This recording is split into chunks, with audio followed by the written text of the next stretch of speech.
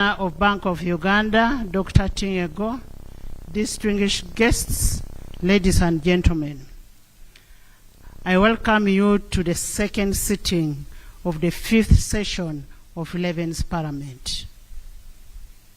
You may recall that last week on 5th June 2025, Parliament hosted His Excellency the President of the Republic of Uganda, General Yoweri Kaguta Museveni, at the official state opening of the 5th session of 11th Parliament, during which His Excellency delivered a remarkable address on the state of nation. I take this opportunity to acknowledge and thank His Excellency the President of the Republic of Uganda for fulfilling his constitutional obligation as enshrined in Article 101, Sub-Article 1 of the Constitution of the Republic of Uganda.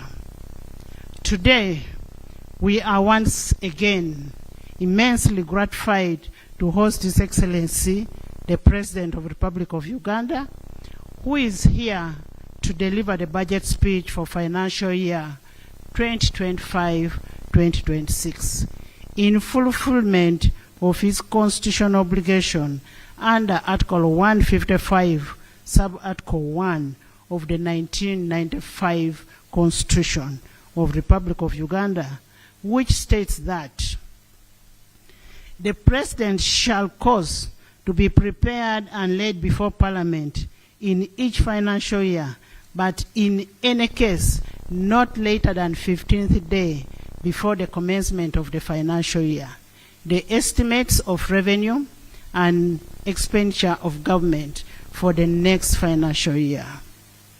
Honorable members, today's budget speech is a culmination of the participatory budget process, which involves various stakeholders as guided by the 1995 Constitution, the Public Finance Management Act 2015, the National Audit Act 2008, the National Audit Act, the Local Government Act 1997.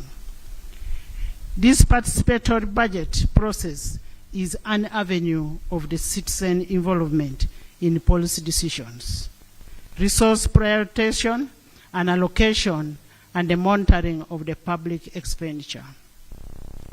As a people-centered parliament, we commend the various stakeholders for making their input in the national budget, and we urge them to sustain the civic awareness and responsibility during the actual budget execution and accountability as well. Your Excellency, the Parliament of Uganda is cognizant of the people participation as a cornerstone for deepening democracy, which is a standing governance principle for our beloved nation. Your Excellency and honorable members, allow me to highlight some of the key milestones achieved by legislature during the budget consideration process. Pursuant to Section 9, 5, and 8 of the Public Finance Management Act 2015 and Rule 145 of the Rules of Procedure, the House approved the National Budget Framework Paper 2025-2026, 2029-2030 on the 30th day of January 2025. 2. Pursuant to Section 12 of the Public Finance Management Act 2015 and Rule 152 of Rules of Procedure, Parliament approved the Ministerial Policy Statement for financial year 2025-2026 during the period of 9th to 16th April 2025. Pursuant to Section 8 of the Public Finance Management Act 2015 and Rule 157 of the Rules of Procedure, Parliament passed 7 tax and revenue bills on 13th and 14th May to enable the realization of revenue to finance the national budget for financial year 2025-2026. In furtherance to Section 14 of the Public Finance Management Act 2015 and Rule 158 and Rule 159 of the Rules of Parliament, Parliament approved the national budget for the financial year 2025-2026 on 15th day of May 2025. Your Excellency, the efficiency and effectiveness of legislature is as a result of constructive engagement between legislature, executive, and judiciary, as well as the relevant stakeholders. I take this opportunity to greatly appreciate all the honorable members of Parliament, the front bench, the shadow cabinet, and all the stakeholders for their dedication throughout the budgeting process and ensuring that we do not only meet the legal and constitutional timeline, but also adequately interrogate the budget. Your Excellency, without preempting your speech on this day, I would like to highlight the silent issues that arose during the budget consideration process. One, the need to strengthen the oversight over wealth creation funds, notably the parish development model, the youth livelihood, UWEP, SAGE, so that the funds actually reach their intended beneficiaries and attain the desired impact. Two, to strengthen the implementation and oversight of high-impact projects under the NDP4 so that the intended objectives are achieved. These high-impact projects are what we previously referred to in NDP3 as the core projects. Three, to strengthen the commitment control in budget execution by compelling the accounting officers to commit to the actual budgets and work plans as approved. This is important for budget discipline. Four, the minimization of supplementary budgets and the need to adherence to Section 25(7) of the Public Finance Management Act 2015 to limit supplementary budget requests to items that are absorbable, unavoidable, and unforeseeable. Five, the need to adequately plan and resource efficiency management measures to address the prevailing debt burden. The need to increase public investment in productive growth areas such as EMIOGA, parish development model, the 4-acre prosperity model, and deepen the financial inclusion and aid the growth of taxable formal sector so as to widen the tax base and improve on the tax to GDP ratio. Your Excellency, in the spirit of fostering regional integration, Parliament is cognizant of the need for deliberate reforms in customs and immigrations. These requirements and procedures are in order to eliminate the non-tariff barriers and ease the movement of people, goods, and services across the East African community. The need for deliberate intervention to enhance the human capital development as a way of strengthening the competitiveness of Ugandan population. Your Excellency and members, as we embark on financial year 2025-2026, I call upon the accounting officers to ensure the prudent, efficient, and effective utilization of public resources, and that is pursuant to Section 21 and 45 of the Public Finance Management Act 2015.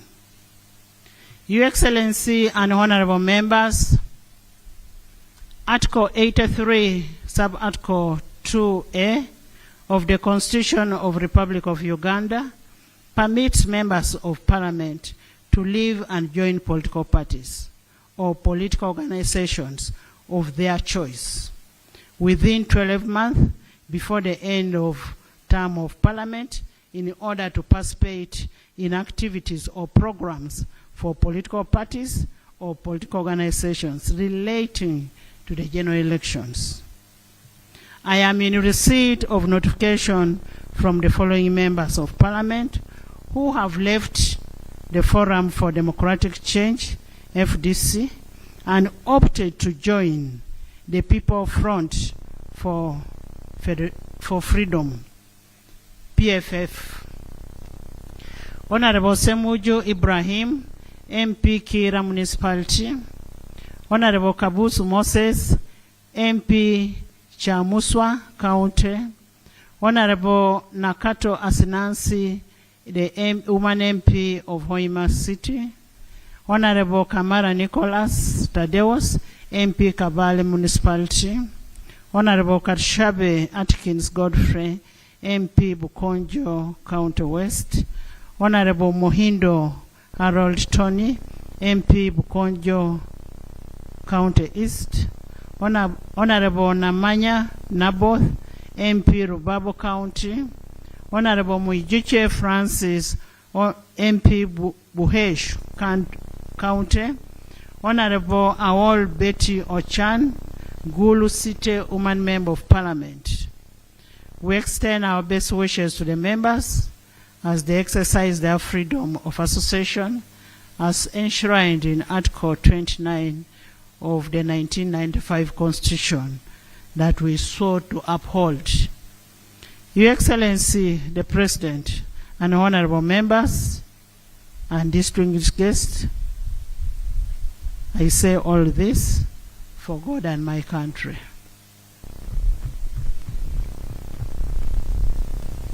Item number 5, presentation of the budget speech by His Excellency the President of the Republic of Uganda. Honorable members, I have been duly notified that the Minister of Finance, Planning and Economic Development will deliver the budget speech on behalf of His Excellency the President, and thereafter the President will also give his remarks, additional remarks to what has been delivered. I now want to invite the Minister of Finance, Planning and Economic Development to deliver the budget speech. Honorable Minister.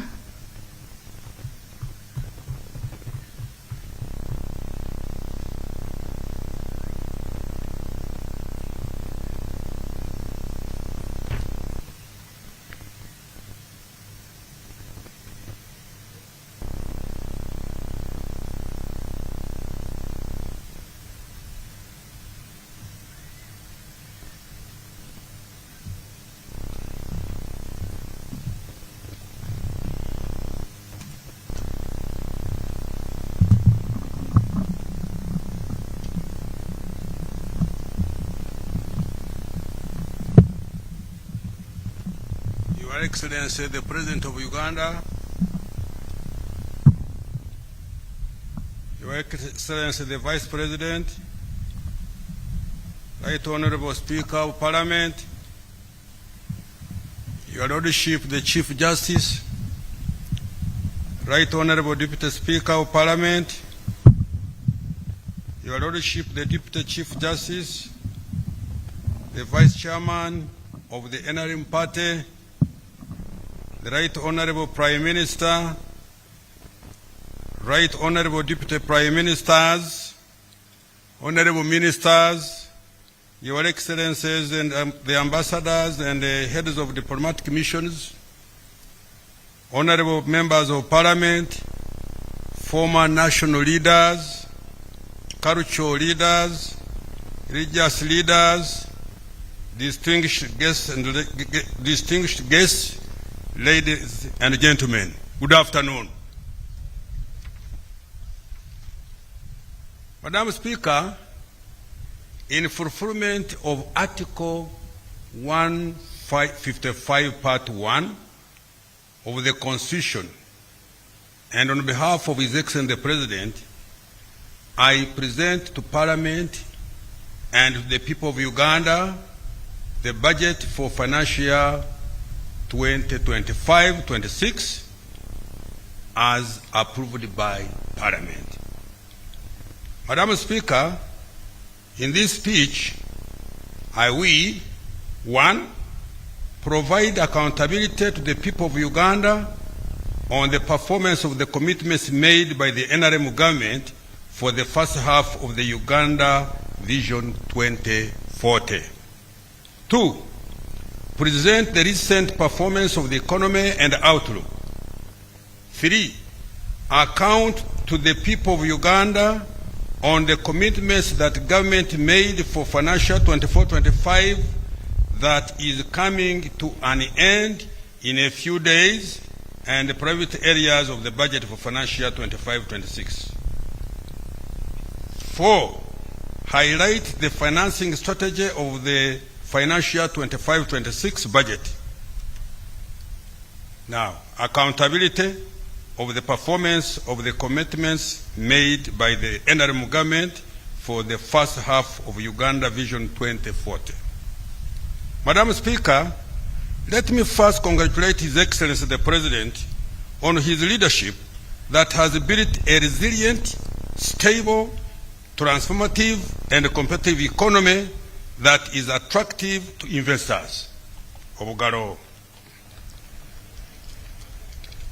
Uganda is among the fastest growing economies in the world and is projected to become the fastest growing by 2031 according to the Harvard Growth Club. This is despite the various domestic, regional, and global shocks that have impacted us in the recent years. The growth is on account of a unique economic ideology championed by His Excellency the President, which is built on the 4 principles of socio-economic transformation, patriotism, Pan-Africanism, and democracy. Madam Speaker, the first half of Uganda Vision 2024 started in 2010 with the implementation of the first 5-year National Development Plan and thereafter NDP 2 and NDP 3, which ends this financial year. The initial years of the NRM government before 2010, we dedicated to restoring sustainable peace, recovering and stabilizing a broken economy, addressing extreme poverty, and implementing reforms that liberalized the economy and created an environment for private sector to flourish. We are now in the phase of socio-economic transformation to facilitate wealth creation and prosperity. Your Excellency, I thank and commend you for this.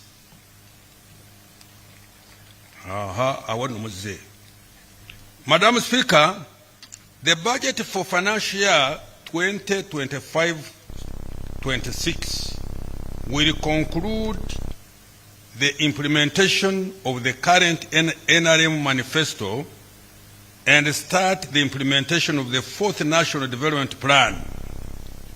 For the next 15 years, the successive national development plans will implement the 10-fold economic growth strategy. This strategy aims to expand the size of the economy to US$ 500 billion by 2040 from US$ 61.3 billion estimated this financial year 24-25. Madam Speaker, over the accountability period, government has undertaken targeted investments that have built a firm foundation and strengthened the resilience of our economy. I wish to highlight the following achievements. 1, total peace, security of person and property, political stability have been the foundation upon which sustained high economic growth and wealth creation to be built. 2, the economy more than tripled to shillings 226.3 trillion Uganda shillings, equivalent to US dollars 61.3 billion this financial 24-25, from shillings 64.8 trillion, equivalent to US dollars 27.9 billion in financial 2010-2011. In March 2024, Uganda met the criteria for graduation from the category of least development countries. Let me repeat this. In March 2024, Uganda met the criteria for graduation from the category of least development countries. 4, life expectancy has improved to 68.2 years in financial year 23-24 from 63.3 years in 2010-11 and from 50.4 years in 2002. This has been partly driven by improvements in access to health services, massive immunization campaigns that reduced disease prevalence and child mortality. 5, the population living within a 5-kilometer radius of a health facility is now 91% from about 8% in financial year 2010-2011. And 81% of parishes now have government-aided schools. 6, poverty has decreased by 16.1% in financial 2020-23-24 from 24.5% in financial year 2010-2011. In addition, Madam Speaker, persons in the subsistence economy reduced to 33% in financial year 23-24 from 69% in financial year 2010-2011. Madam Speaker, Uganda is becoming a more equal society. The results of national household mark or improved Madam roads. 9. Installed electricity generation capacity increased fourfold to 2,051 megawatts in financial year 23-24 from 595 megawatts in financial year. Consequently, the proportion of the population with access to electricity increased 5-fold to 57% in financial year 23-24 from 11% in financial year 2011. The percentage subscribed to the internet rose to 53% in 2022, 1.8% in 2010, and the national ICT backbone infrastructure extended to 4,300 kilometers in financial year 22-23 from 1,380 kilometers in financial year 2010-2011. The economy has diversified from the traditional 3 C's, which are coffee, cotton, copper, and 3 T's, which are tobacco, tea, and tourism, to a more sophisticated economy. For example, Uganda has added 31 new products to its export basket in the last 15 years, including light manufactured products such as steel, processed food, cement, pharmaceuticals, dairy products, ceramics, and clothes. The number of manufacturing units, factories of various sizes, has increased by about 18,000 from 31,757 in 2010-2011 to 50,000 in financial year 2023-24. As a result, this has increased the share of manufactured exports significantly. Madam Speaker, Uganda's economy has been able to achieve all these milestones on account of the right strategy of the NRM government.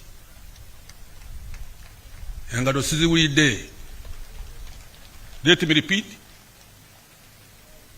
Madam Speaker, Uganda's economy has been able to achieve full monetization of Uganda's economy through commercial agriculture, industrialization, expanding and broad $226.3 trillion, equivalent to US dollars 61.3 billion in financial year 24-25, implementation of government interventions and sound fiscal and implementation of government interventions and sound fiscal and monetary policies that have supported private sector investment.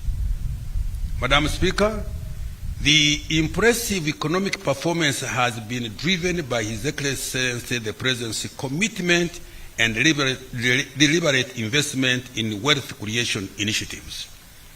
I thank His Excellency the President for setting the tone and for providing leadership and direction. Madam Speaker, government has invested over shillings 9 trillion in key wealth creation initiatives over the last 10 years. These include Uganda Development Bank, 4.45 trillion, the Parish Development Model, shillings 3.3 trillion by end of financial year 24-25, Emioga, shillings 553 billion, the Youth Livelihood Program, shillings 207.95 billion, the Small Business Recovery Fund, shillings 100 billion, the Agricultural Credit Facility, shillings 495 billion, the Youth Venture Capital Fund, shillings 12.5 billion, Uganda Women Entrepreneurship Program, shillings 168 billion, the Invite Project, shillings 800 billion, the Grow Project, shillings 824 billion, and Uganda Development Corporation, 1.2 trillion, among others. Madam Speaker, the economy is expected to grow faster by at least 7% next financial year 25-26, and to double digits at the onset of oil and gas production. The size of the economy is projected to expand to shillings 254.2 trillion, equivalent to US dollars 66.1 billion in financial year 25-26. This will translate into a higher GDP per capita of US dollars 1,000. Let me repeat this.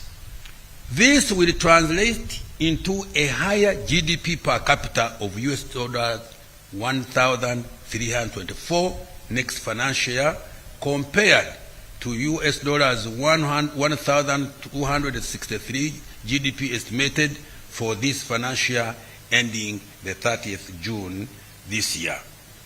Inflation. Madam Speaker, inflation is under control.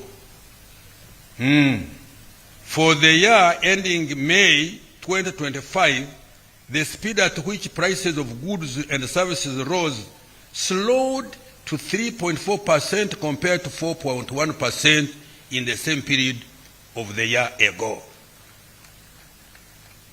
The slower pace of the increase in domestic prices was due to good export performance and FDI inflows, which led to a stable shilling, increased food production driven by good weather and the parish development model, and the close coordination of the fiscal and monetary policies. In addition, a reduction in the global prices of petroleum products also contributed to the lower prices. The country has been able to benefit from these lower global prices because of the direct importation of petroleum products by the Uganda National Oil Company, UNOC, which removed middlemen in the petroleum supply chain. Therefore, inflation is expected to remain below the policy target of 5% per annum. Now, exchange rates. Madam Speaker, despite global uncertainties, the Uganda shilling has been among the few most stable currencies in Africa.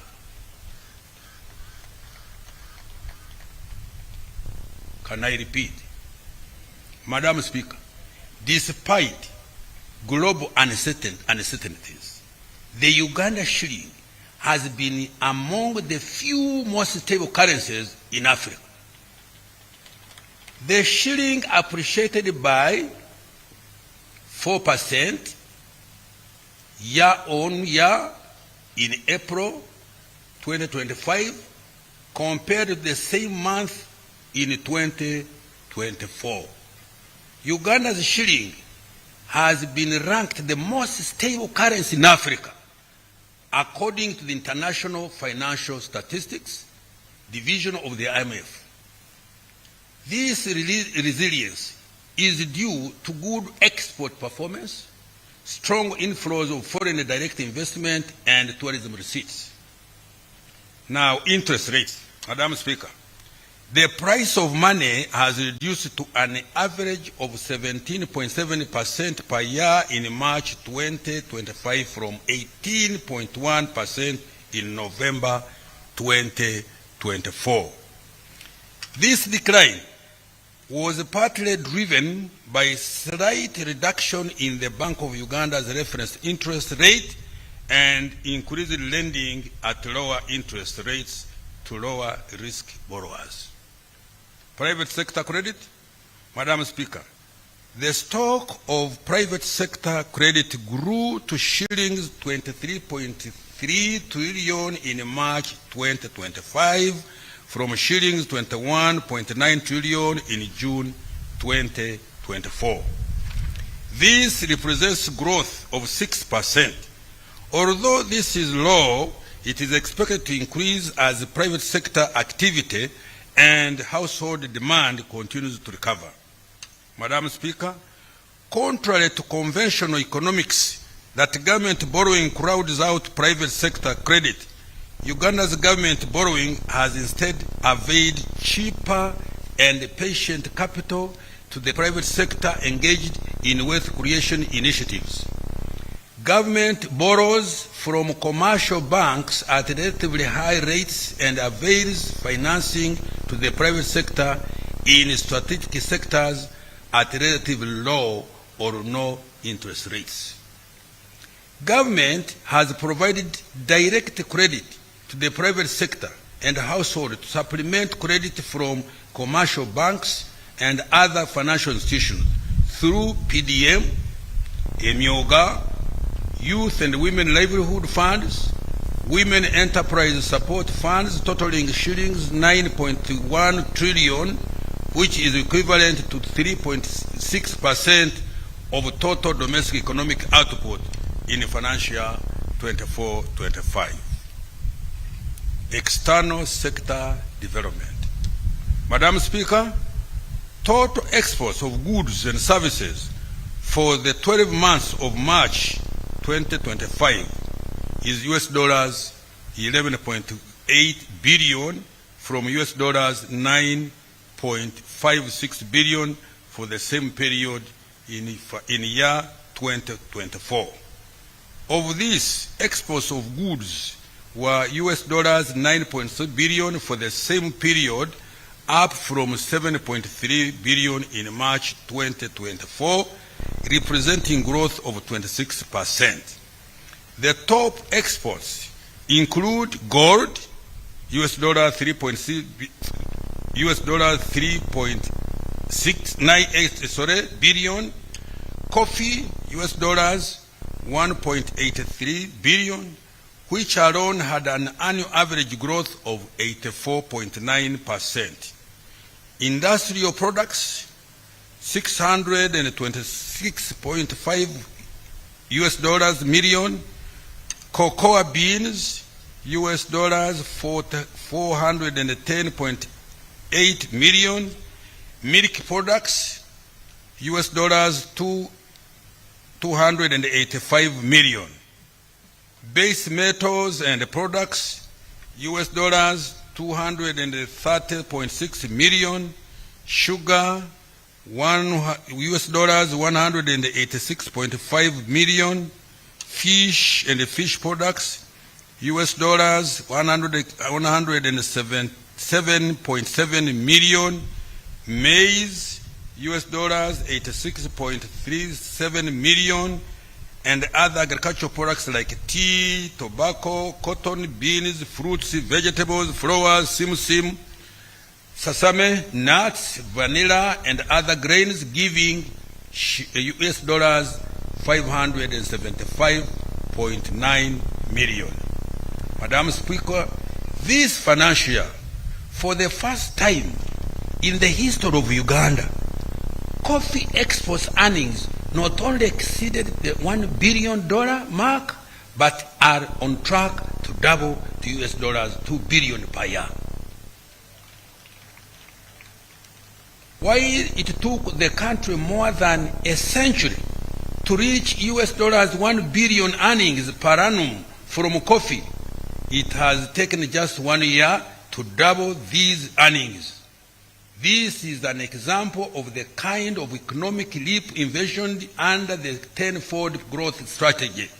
I therefore implore Ugandans to grow more coffee and, most importantly, add value to our coffee before we export it for higher earnings. Madam Speaker, for the year ending March 2025, the Middle East was Uganda's top export destination, followed by the East African Community, Asia, and the European Union. Uganda recorded large trade surpluses with the Middle East worth US dollars 186.3 million, and the European Union worth US dollars 117.7 million. The main export commodities to these markets were coffee, industrial, and mineral products. Madam Speaker, I wish to note that His Excellency the President, Madam Speaker, I wish to note that His Excellency the President's message and deliberate strategy of increasing the share of manufactured exports in total exports has started producing positive results. New research by the Harvard Economic Growth Lab shows that Uganda has become more complex for its level of income. This means that while earnings from traditional exports like coffee are significantly increasing, their contribution to the total export basket is declining. New products that require more advanced production technology than that expected for our level of income are contributing an increasing share of our total exports. According to the study, in the last 15 years, Uganda added 31 new products to its export basket. Among these are ICT equipment, serums and vaccines, medicines, new pneumatic tires, batteries, gas turbines, electric integrated circuits, transmission apparatus for radio, telephone and TV, measuring instruments and instruments for physical and chemical analysis, and light manufactured products such as steel, processed food, cement, pharmaceuticals, dairy products, ceramics, and cloth. The country also has an opportunity of harnessing the production of 50 new complex products which are referred to as strategic bets. Tourism and foreign direct investment. Madam Speaker, tourism earnings have grown by 13.1% to US $1.52 billion in 12 months to March 2025 from US $1.36 billion during the same period in 2024.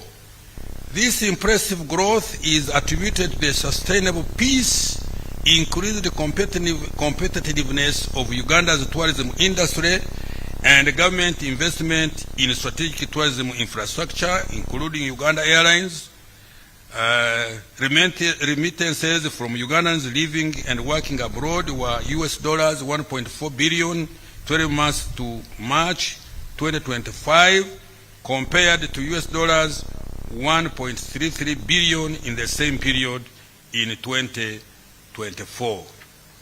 Madam Speaker, Uganda has maintained its top ranking as one of the best investment destinations in Africa. Let me repeat this. Madam Speaker, Uganda has maintained its top ranking as one of the best investment destinations in Africa. Foreign direct investments were worth US $3.4 billion in 12 months to March 2025, compared to US $2.99 billion during the same period in 2024. This performance was due to improved competitiveness of our economy. Fiscal performance. Madam Speaker, revenue collection is projected at shilling 31.9 trillion this financial year ending June 2025, equivalent to about 14.3% of total domestic economic output or GDP. Total expenditure outturn is estimated at shillings 51.53 trillion this financial year, excluding Bank of Uganda securities and domestic financing date rollover. The budget deficit is estimated at 7.2% of GDP.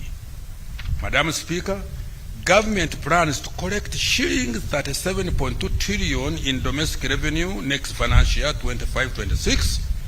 This will finance about 60% of the national budget. The rest of the budget will be financed through borrowing and grants. Madam Speaker, government has stepped up efforts to mobilize domestic revenue. Going forward, emphasis will be put on the following. 1. Broadening the tax base through strategic investment in the opportunities in agro-industry, tourism, minerals, including oil and gas, science, technology, and innovation, including ICT, as well as interventions that support wealth creation and the growth of small and medium enterprises. Eliminating corruption at URA through punishing corrupt officers and taxpayers who collude with URA staff, as well as leveraging digital platforms to minimize human interaction. 3. Enhancing implementation of electronic fiscal receipting and invoicing solutions, which is abbreviation EFRIS, digital tax stamps, rental tax solution, and regular audits, especially for transfer pricing. Combating smuggling at border points through extended surveillance using advanced technologies like scanners, drones, and tracking systems, with increased patrols in high-risk areas. Rationalizing tax exemptions to focus on only those that support industrial policy and introducing sunset clauses. amending tax laws to close loopholes that cause revenue leakage, and providing clarity to encourage voluntary compliance. Strengthening URA, including recruitment and training of tax officers to effectively administer tax collection, and supporting local governments and revenue-generating public entities to increase revenue collection. Accountability for financial 24-25 and priorities for the financial 2025-26. Madam Speaker, when I delivered the budget speech for financial 24-25, I made several commitments on government expenditure priorities for the financial year. In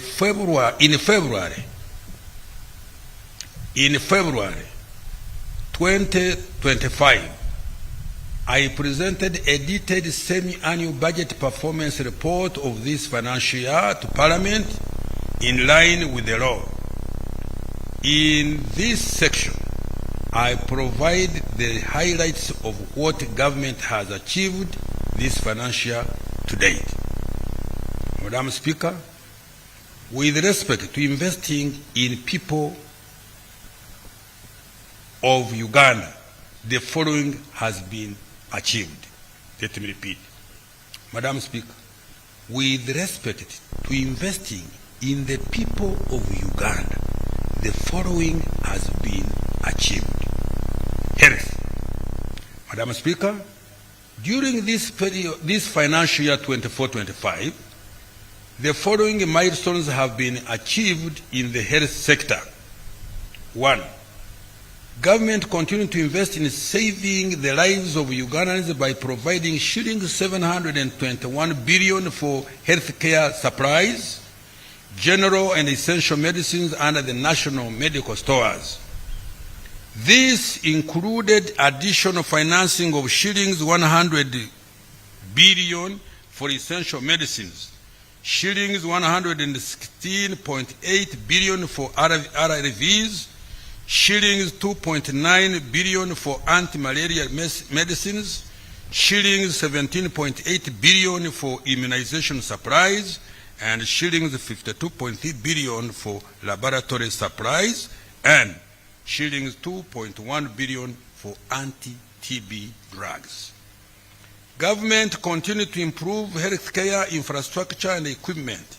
For example, we completed, equipped, and commissioned 3 regional blood banks in Hoima, Arua, and Soroti, operationalized 16 high-capacity oxygen plants across key regional referral hospitals, continued infrastructure development and equipping of the 2 specialized centers for cancer and cardiovascular care.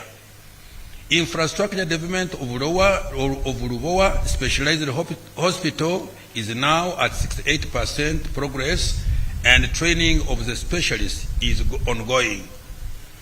Constructed new maternity wards and the staff houses in the health center 2s that are being upgraded to health center 3s, distributed 20 digital X-ray machines to general hospitals, and installed CT scans in 14 out of 16 regional referral hospitals. Government implemented interventions for preventive health care, for disease prevention and promotion of healthy lifestyles. For example, trained and deployed community health extension workers across the country to deliver essential health education on hygiene and sanitation, nutrition and disease prevention, and to support routine immunization efforts.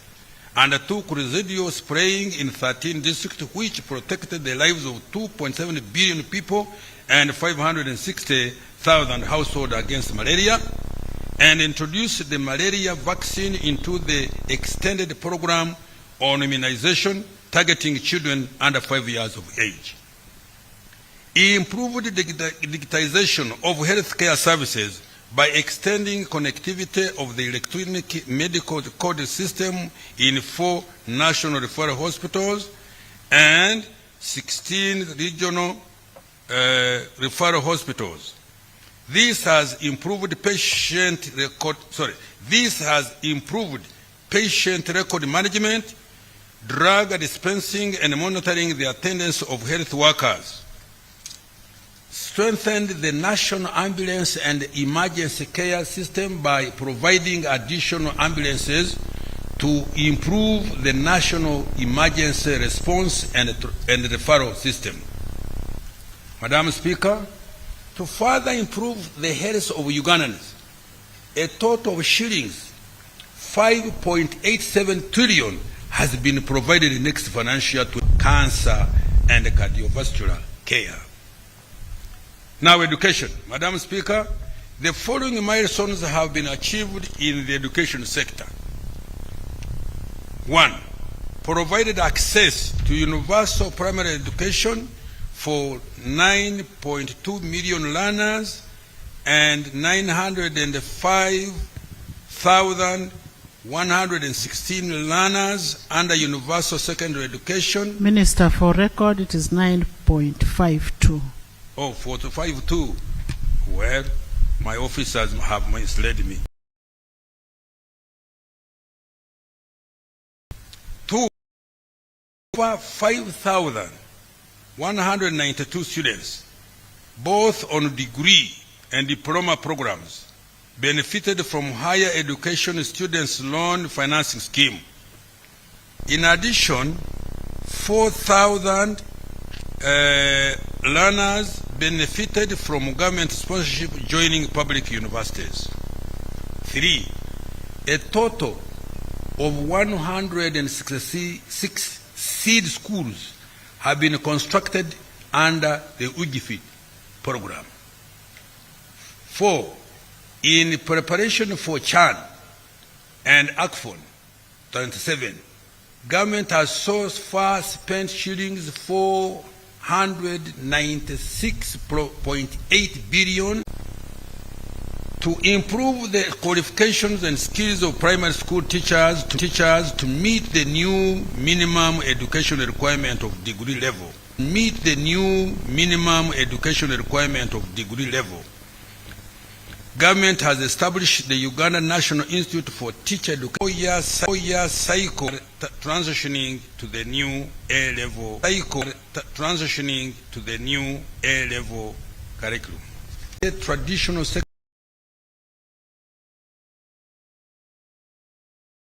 construction of 106 new seed schools and expansion of 61 existing secondary schools. 5. Recruitment of more teachers and non-teaching staff. 6.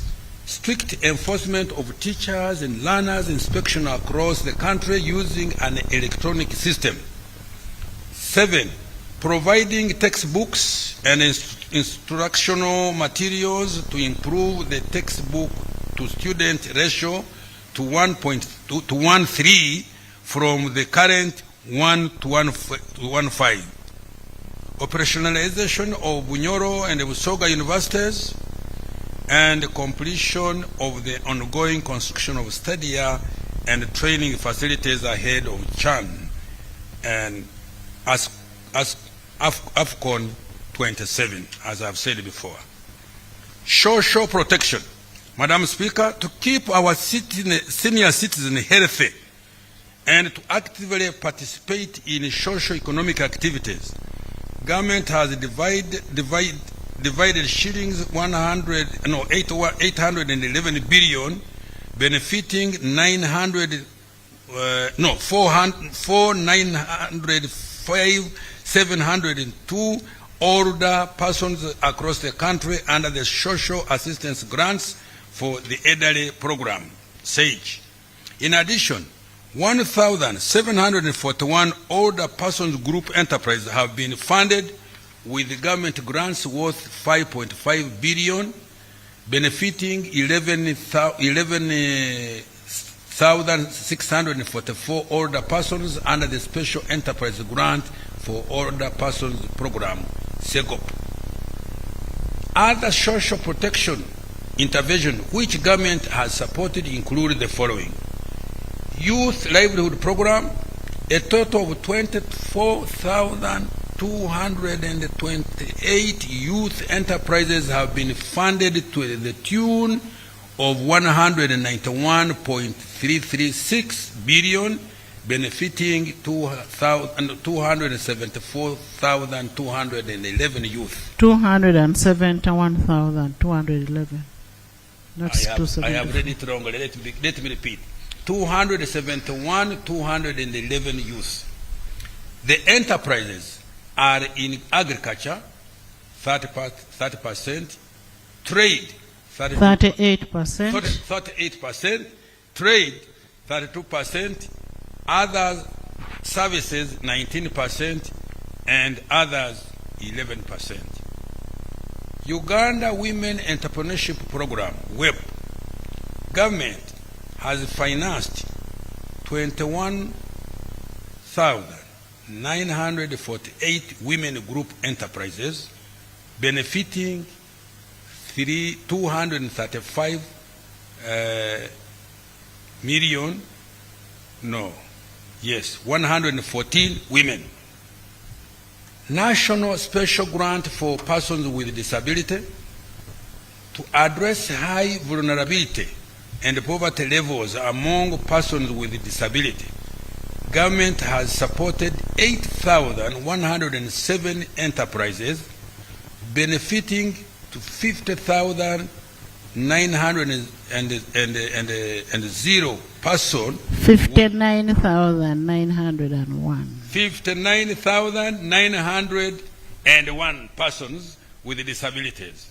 Madam Speaker, I have provided an additional shillings 404.9 billion for social protection next financial year 2025-26. Water, sanitation, and environmental protection. Madam Speaker, to improve the quality of life, government continues to invest in the provision of safe water, improve sanitation, and ensure protection of the environment. These include the following. 1. Villages in Uganda with at least one safe water source have remarkably increased to 8 out of every 10 villages. Nationwide, 57,951 villages out of 71,225 have been served with a safe water source. 2. Completed the construction of 259 medium and large solar-powered water supply and sanitation systems and gravity flow schemes across the country. 3.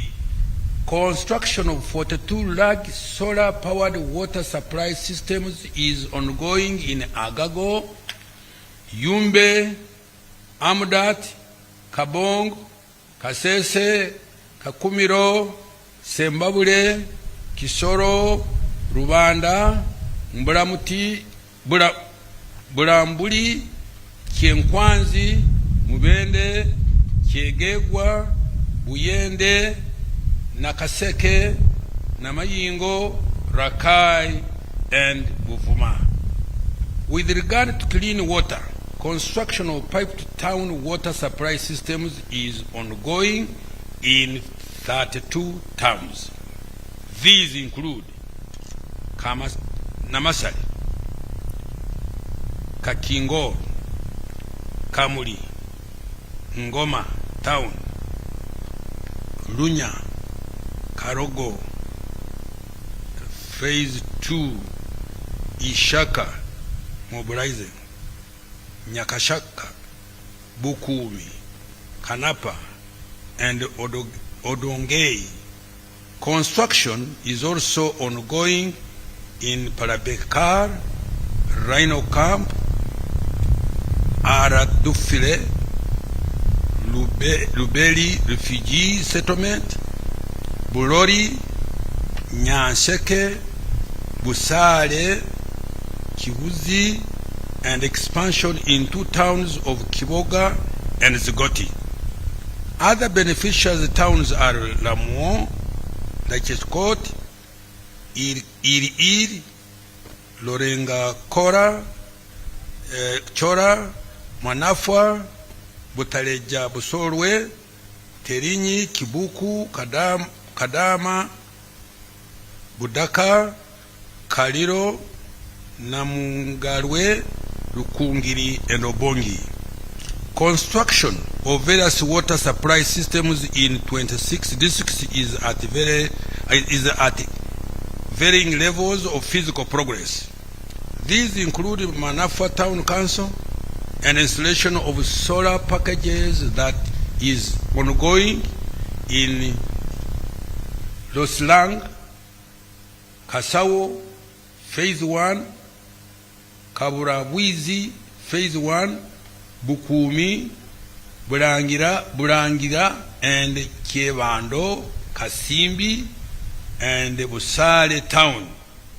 Also, government is starting the development of new piped water supply systems in Rwanda, Kabale, Albetong, Nakasongola, Kamuli districts, among others. Madam Speaker, I have provided an additional shillings 366.1 billion next financial year for water resource management, climate change mitigation, natural resources, and environment.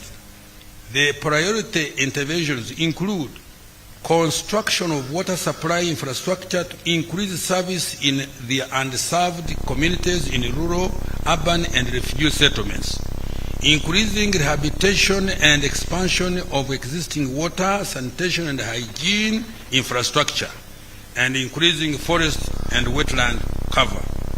Madam Speaker, overall, I have allocated a total of shillings 11.44 trillion next financial year towards investing in the people of Uganda through health, education, social protection, and water and sanitation. Now, wealth creation programs. Madam Speaker, wealth creation programs have proved effective in integrating lower-income Ugandans into the economy. As already reported, poverty and inequality have reduced thanks to the following opportunity equalizing initiatives that government has implemented. Parish development model. Madam Speaker, by 30th June this year, a total of shillings 3.3 trillion will have been transferred to 10,589 parishes across the country to transform the household still in subsistence to join the money economy. Each parish gets shillings 100,000 per year. So far, the PDM funds have reached 2.63 million beneficiaries in all districts and the parishes. The beneficiaries have invested 45% of the money in cash and food crops such as maize, cassava, onions, bananas, and Irish potatoes, 36% in livestock such as piggery, goats, beef, cattle, dairy cattle, and sheep, 20% in poultry, and 6% in other enterprises. These investments are changing the lives of Ugandans by boosting household incomes, enhancing food security, and creating employment opportunities at local level countrywide. Madam Speaker, PDM operations have been fully digitized to ensure secure and smooth flow of the government grants directly from the National Treasury to the beneficiaries. Government using the National Identification Number, NIN, and the PDM information system to identify the beneficiaries, the Wendy application to send the money, and the Zaidi application to monitor and ensure that the money goes to the right beneficiaries and that they are using it to finance the right enterprises. This has enhanced efficiency and convenience in access, and help to reduce corruption in the PDM operations. Effective next year, every parish chief will make use of the PDMs to prepare an annual report on the state of their parish economy and asset register, the SPEAR report. This report will enable tracking of progress towards full monetization of the economy for every parish. Madam Speaker, I have provided an additional 1.059 trillion next financial year 25-26 for further capitalization of the PDM. This will avail an additional shillings 100 million per parish for households that have not yet benefited from the PDM.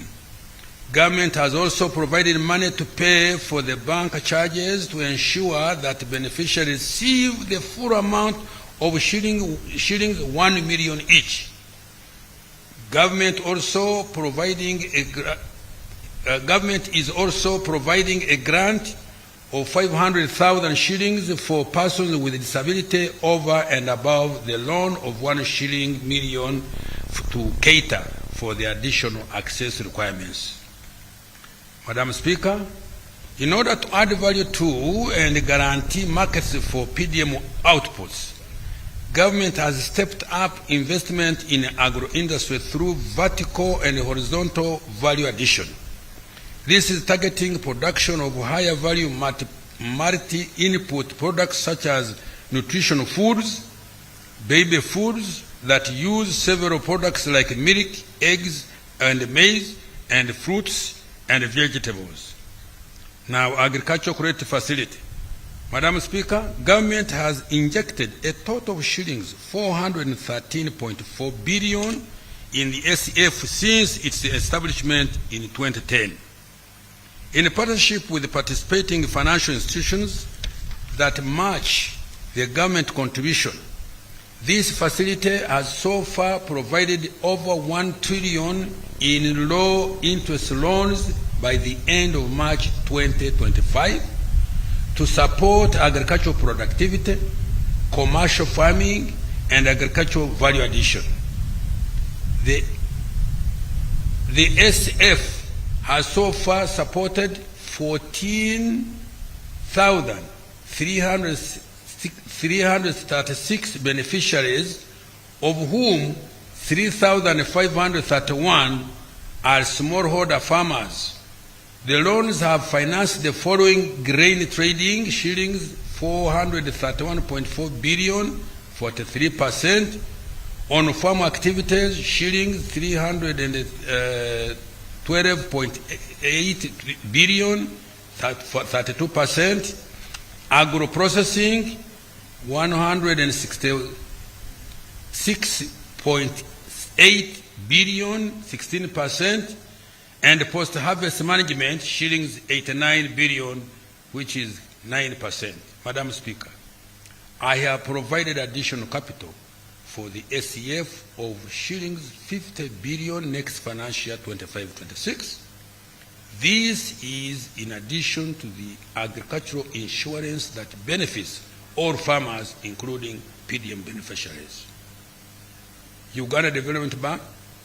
Madam Speaker, government has cumulatively capitalized the UDB to the tune of shillings 1.5 trillion to support industrialization, agricultural commercialization, and acquisition of appropriate technologies to increase productivity. UDB has so far achieved the following. 1. UDB has provided shillings 2.45 trillion to 607 businesses engaged in commercial agriculture, agricultural value addition, manufacturing, tourism, hospitality, education, health services, creatives, and construction industry, and as at the end of December 2024. 2. Businesses supported by UDB have created 55,553 jobs generated out of value of shillings 23 trillion, contributed shillings 944.2 billion in taxes, generated an equivalent of shillings 3.3 trillion in forex earnings, and shillings 3.15 trillion in profits for the private sector businesses supported. UDB has implemented special programs targeting small and medium enterprises and youth and women-owned businesses engaging in wealth creation. This has been done through provision of business development and incubation services.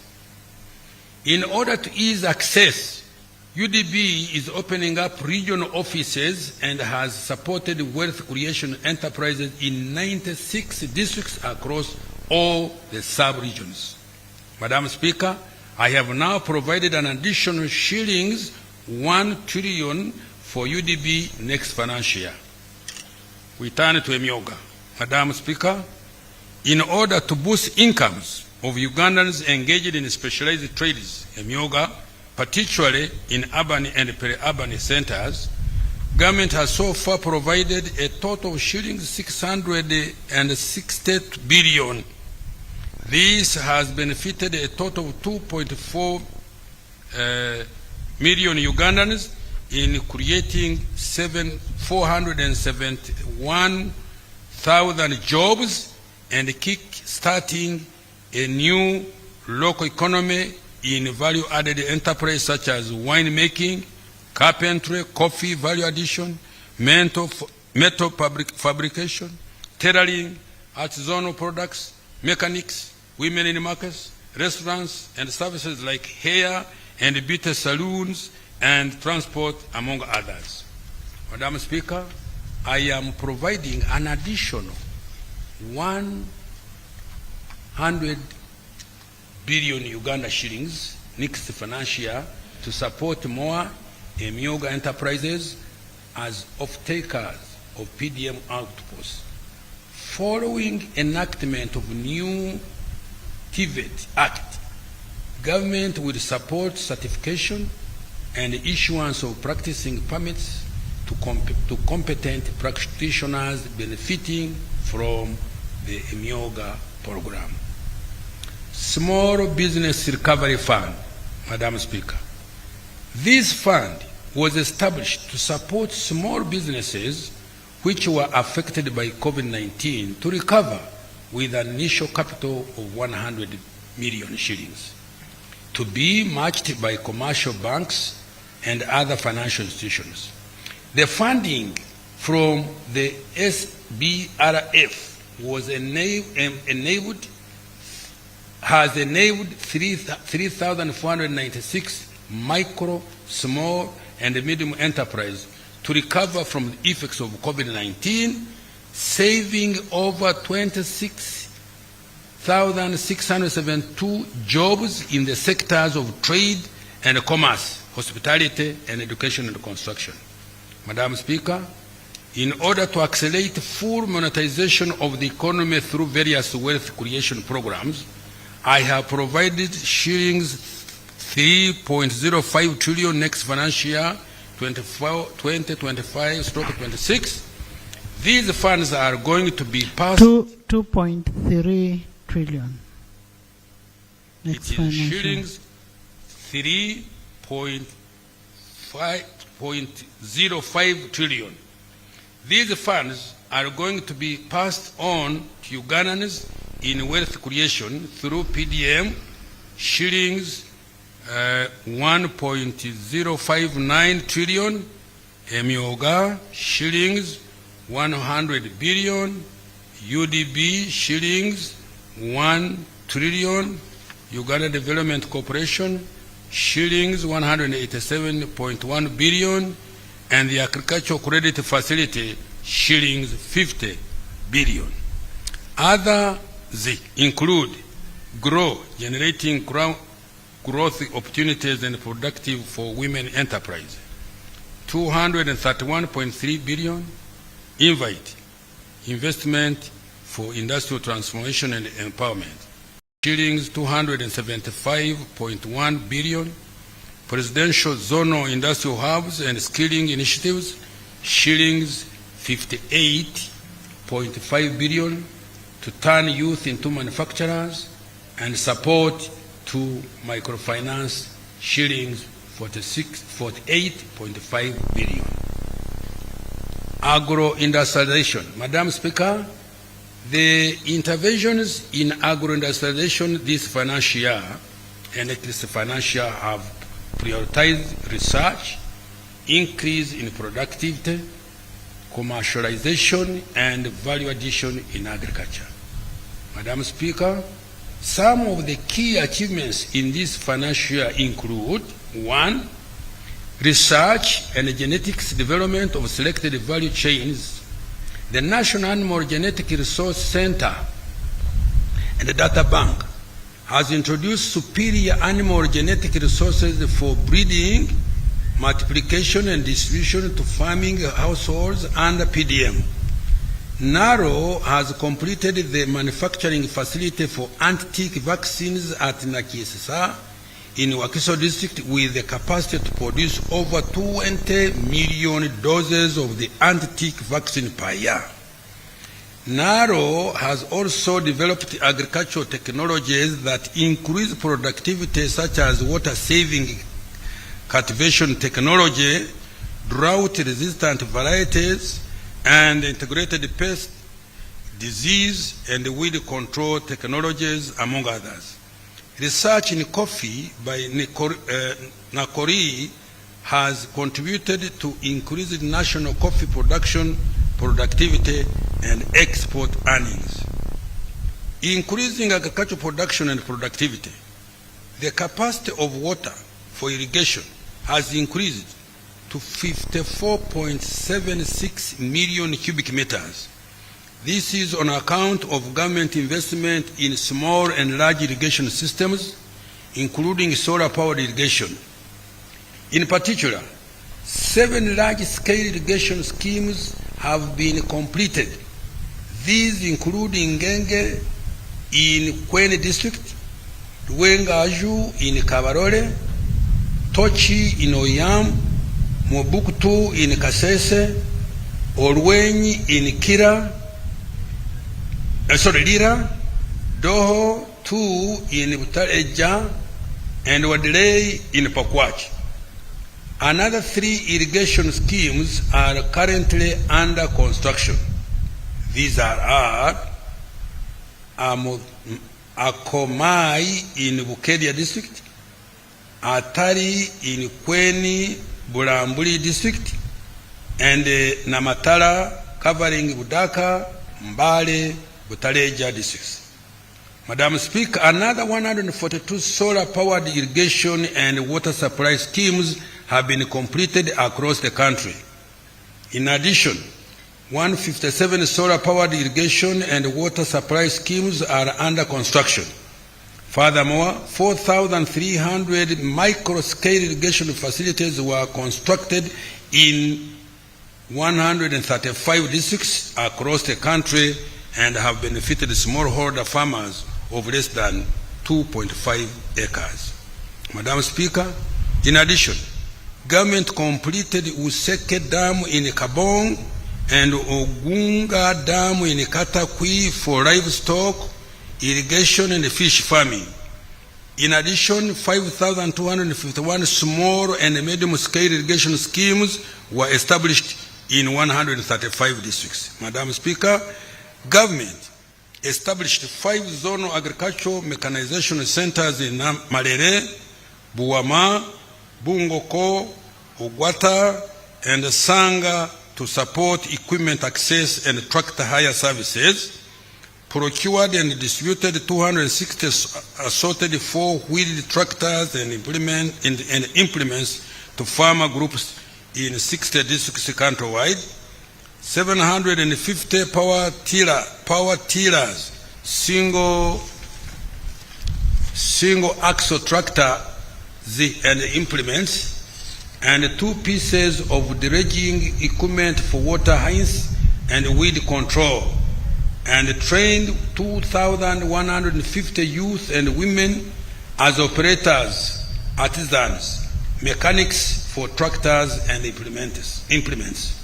Madam Speaker, beginning this financial year, government introduced the large-scale commercial farmer interest-free credit facility of shillings 175 billion, help to increase production and productivity for improved food security and export. The loan facility can be accessed through government-owned banks, namely Post Bank, Housing Finance Bank, and Pride Bank Limited. Agricultural value addition and marketing. NARO completed setting up an Alpha Safe facility at Namulonge with the capacity to eliminate aflatoxin contamination in grains. The facility has capacity to clean 5 tons of produce per hour.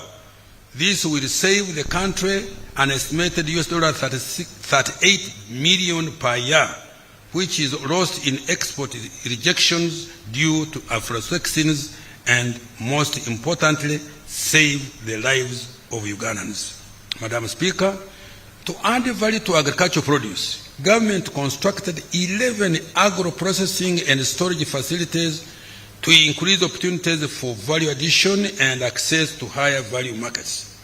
These include Ruimi Rice Processing Facility in Bunyangabu, Kasina Maize Processing Facility in Kenjojo, Kigoyera Maize Processing Facility in Kenjojo, Itojo Maize and Rice Processing Facility in Ntoroko, Nombe Coffee Processing Facility in Ntoroko, Apara Oil Seed Processing Facility in Alebetong, Gatianga Coffee Processing Facility in Winyangabu, Akorinmonyin Rice Processing Facility in Katakwi, Kajamaka Rice Processing Facility in Kumi, Chikwata Coffee Processing Facility in Nakaseke, and Kiwoko Maize Processing Facility in Nakaseke again. Madam Speaker, government is strengthening partnerships with the private sector through Uganda Development Corporation to support local value addition and manufacturing in a wide range of agricultural value chains.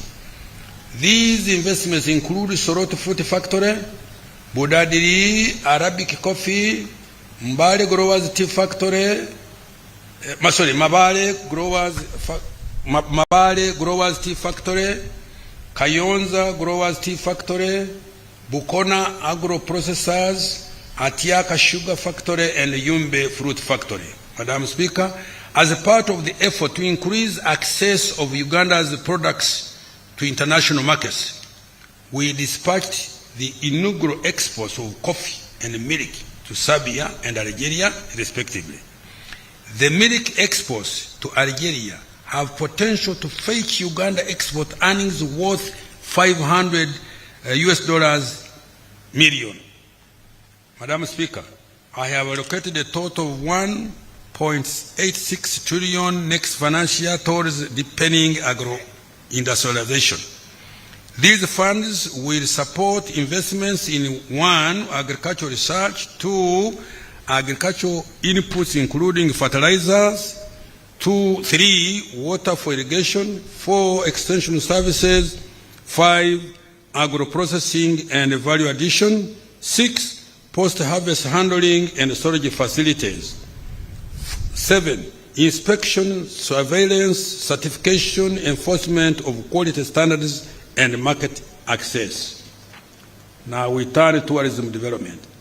Madam Speaker, Uganda's tourism sector continued to recover with the tourist arrivals increasing by 7.7% to 1,000,037 in 2024 from 1.27 million in 2023. Similarly, tourism earnings grew by 26% to US dollars 1.28 billion in 2024, up from 1.02 US dollars billion in 2023. Madam Speaker, the following achievements were registered: promoted and marketed Uganda through International Explore Uganda promotion campaign in high-value market segments in USA, Canada, and the United Kingdom. As a result, the year-on-year growth of interest in Uganda by tourists is 33% for the United Kingdom, 19% for Canada, 5% for the USA. Additionally, through the theme, Uniquely Ours, we have promoted domestic tourism. As a result, domestic tourism in national parks increased by 15.7% in 2024, reaching 244,843 visitors. Continue to innovate and modernize tourism products to make them more competitive.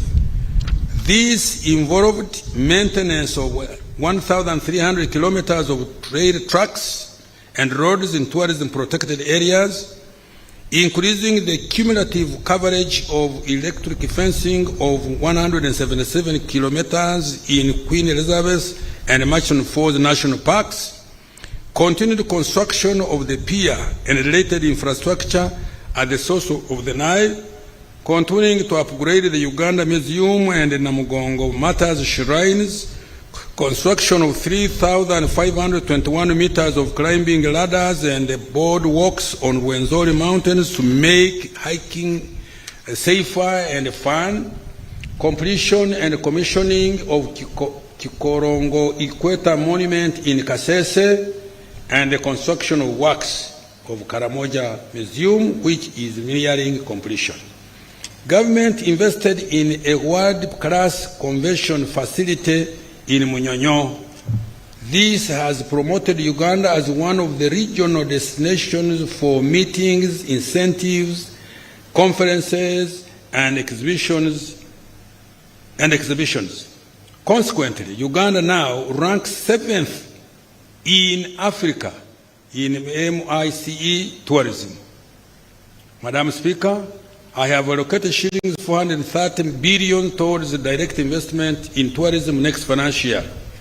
This is in addition to about 2.2 trillion provided for another tourism support investments such as tourism roads, ICT, infrastructure and tourism areas, African Cup of Nations, AFCON infrastructure, and security strengthening in tourism areas. Madam Speaker, the focus next financial will be on 1, branding and marketing of Uganda as a tourism and investment destination.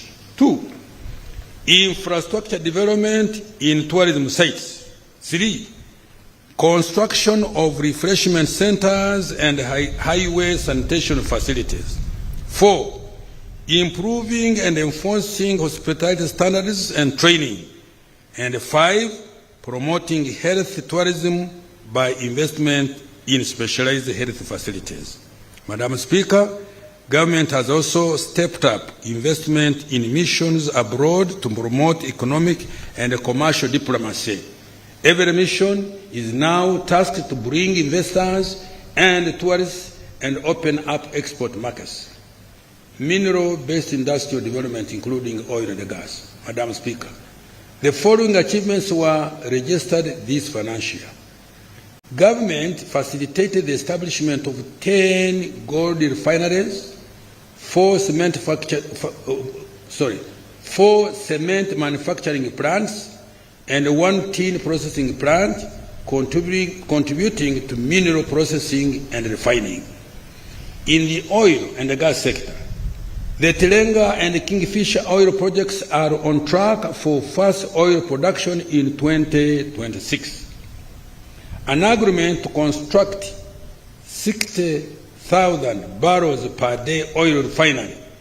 which will kickstart the petroleum chemical industry, was signed between Alpha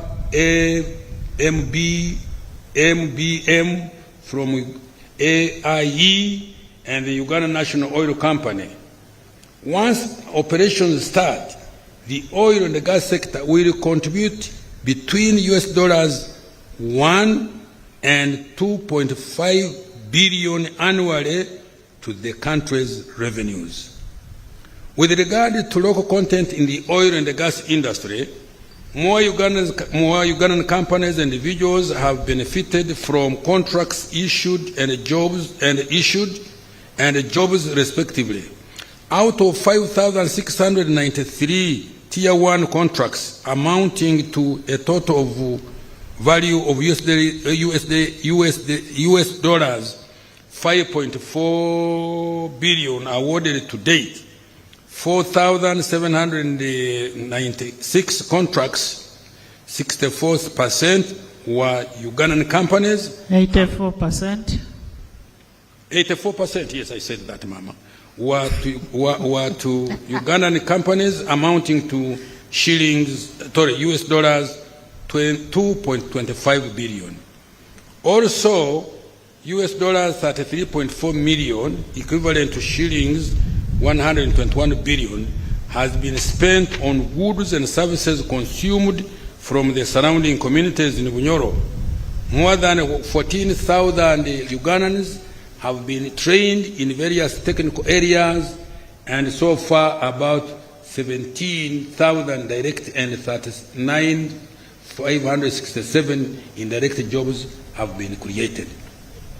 Kabalega International Airport is nearly complete, and over 700 kilometers of roads have been constructed in the Albertine region to support commercial production of oil and gas.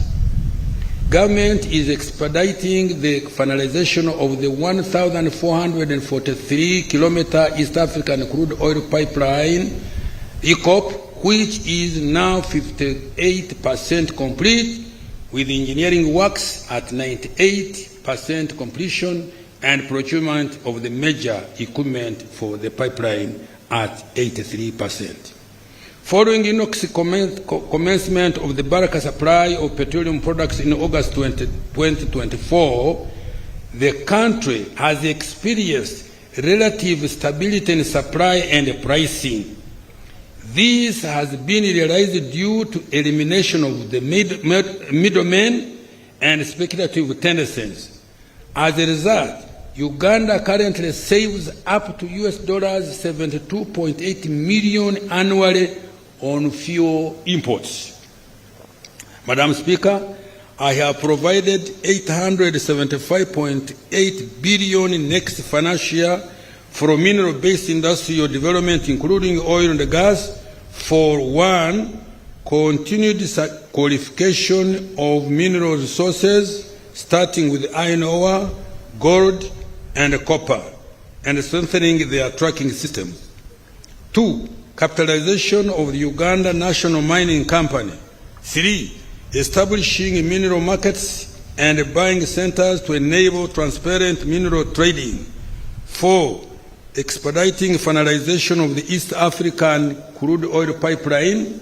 And five, prioritizing of the construction of the oil refinery and refined products pipeline, among others. Science, technology, and innovation, including ICT and creative industry. Madam Speaker, STI, including ICT and creative arts, provide an important avenue for the country to develop high-tech exports and add new sources of growth and jobs. Madam Speaker, this financial year, the following milestones have been achieved in the development of knowledge economy. One, completed and operationalized the Kira vehicle plant in Jinja. The plant has an annual capacity of 2,500 vehicles. So far, 41 buses have been produced, out of which 29 are electric. The electric buses produced can run up to 500 kilometers when fully charged. The plant has signed a letter of intent to supply more than 3,700 electric buses to West Africa. The plant has signed a letter of intent to supply more than 3,700 electric buses to West Africa. Kira Motors has created 800 jobs and has potential to generate more than 14,000 direct and indirect productive jobs. Invested in vaccine development and commercialization, as well as innovation in therapeutics, diagnostics, and other healthcare tools. Government has cumulatively invested total of shilling 274 billion in the thereby former manufacturing facility located at Matuga in Wakiso district. The facility is now licensed by the National Drug Authority and has started manufacturing generic drugs such as tablets, capsules, powders, non-antibiotic drugs, and antifungal drugs, among others. Madam Speaker, government is making progress in development of vaccines for the Crimean Congo hemorrhagic fever and Rift Valley virus. We also completed accreditation of the Alphasan vaccine manufacturing facility to produce anti-tick vaccines. Scientists at Makerere University developed a PCR kit which has been used to conduct more than 2 million tests at 50% of the cost of imported alternatives, saving the country US dollars 37 million. Guru University developed highly effective rapid testing kits for crop diseases for cassava and sweet potatoes. Madam Speaker, government has invested in a coffee factory in Intungam to fast-track local value addition to coffee. The factory will have 3 processing lines for roastery, freeze, dry, and spray dry technology to produce instant roast and ground coffee, respectively. The roastery line has started production and other processing lines are at 50% installation. The banana value addition facility in Vishenyi has started production. Oh, Katonda yebazibwe. The plant is producing several value-added products like banana flour used in bread, cakes, biscuits, and baby food. The plant is increasing automation and capacity to 140 metric tons from 14 metric tons. It has started penetrating the local and international markets with orders from South Korea, the Middle East, South Africa, Italy, and USA. Madam Speaker, with regard to ICT, government has continued to expand internet connectivity and digital infrastructure across the country. The geographical coverage of broadband internet connectivity stands at 72% of the country, covering 4,387 kilometers. Government has increased the digitization of service delivery to improve efficiency, promote transparency, and reduce bureaucracy. Madam Speaker, a total of 36 electronic services have been developed and rolled out. Some of these include online business registration system, electronic government procurement, and the online passport, visa, national ID, and driving license application system. The Uganda driver licensing system, which was introduced in 2021, has reduced the turnaround time for processing driving licenses to 45 minutes in Kampala and 48 hours in up-country stations from a period of 1 month. To support business process sourcing, government has licensed over 50 companies that have created over 10,000 jobs, mainly for the youth that provide online services internationally.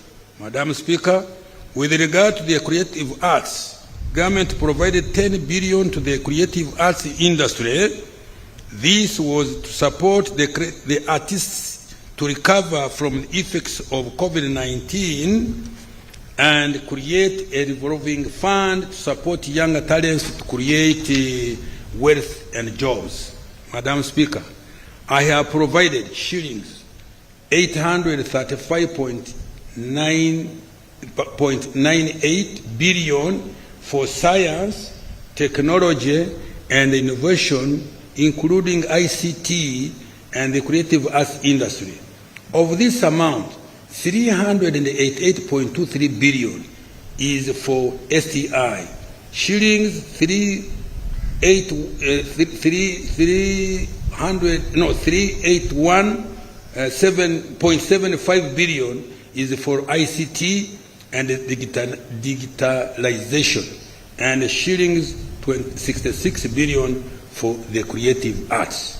Madam Speaker, these funds will be utilized for: 1, establishing a high-tech city to support development of technologies and innovations; 2, taking STI products to the market, especially Kira motor vehicles, coffee, dairy farmer, drugs, vaccines, and banana products; additional investment in R&D and innovation; increasing coverage, reliability, and affordability of Internet; enhancing digitization of government services and e-commerce; promoting BPO for job creation; acquiring a home for creative artists for their production and innovation; fast-tracking the Copyright and Neighboring Rights Act to protect intellectual property and artistic works; and finally, further capitalization of the revolving fund for arts with an additional shillings 18 billion, bringing it to a total of shillings 23 billion. Now, infrastructure development. Madam Speaker, this priority area includes both transport and energy infrastructure. During this financial 24-25, some of the following achievements were realized.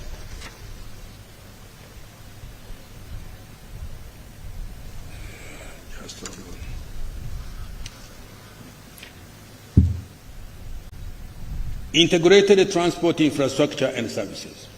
Madam Speaker, the road network that is tarmacked now stands at 6,287.6 kilometers, representing about 30% of the national road network compared to 3,112 kilometers in financial 2010-11. With this improved road network, the travel time, for example, from Malaba to Kisoro by road reduced from 48 hours, 2 days, to about 10 hours. This will further improve with the completion of the Kampala-Jinja and Busegampigi Express highways. Uganda is now connected by tarmac roads at all its major international border points, from the South Sudan border, Kitgum, Nimule, Oraba, in Acholi and West Nile, to the southern border of Tanzania, Mutukula, Rwanda, Mirama Hill, Katuna, and Chanika, and the Congo border, Bunagana, and from the Kenya border, Wakaka, Malaba, and Busia, to the Congo border, Mpondwe, Busunga, and Kaisotonya in the west. Madam Speaker, despite the challenges faced in the road sector this financial year, we continue to make progress as follows. 1, rehabilitated a total of 125 kilometers on several ongoing projects.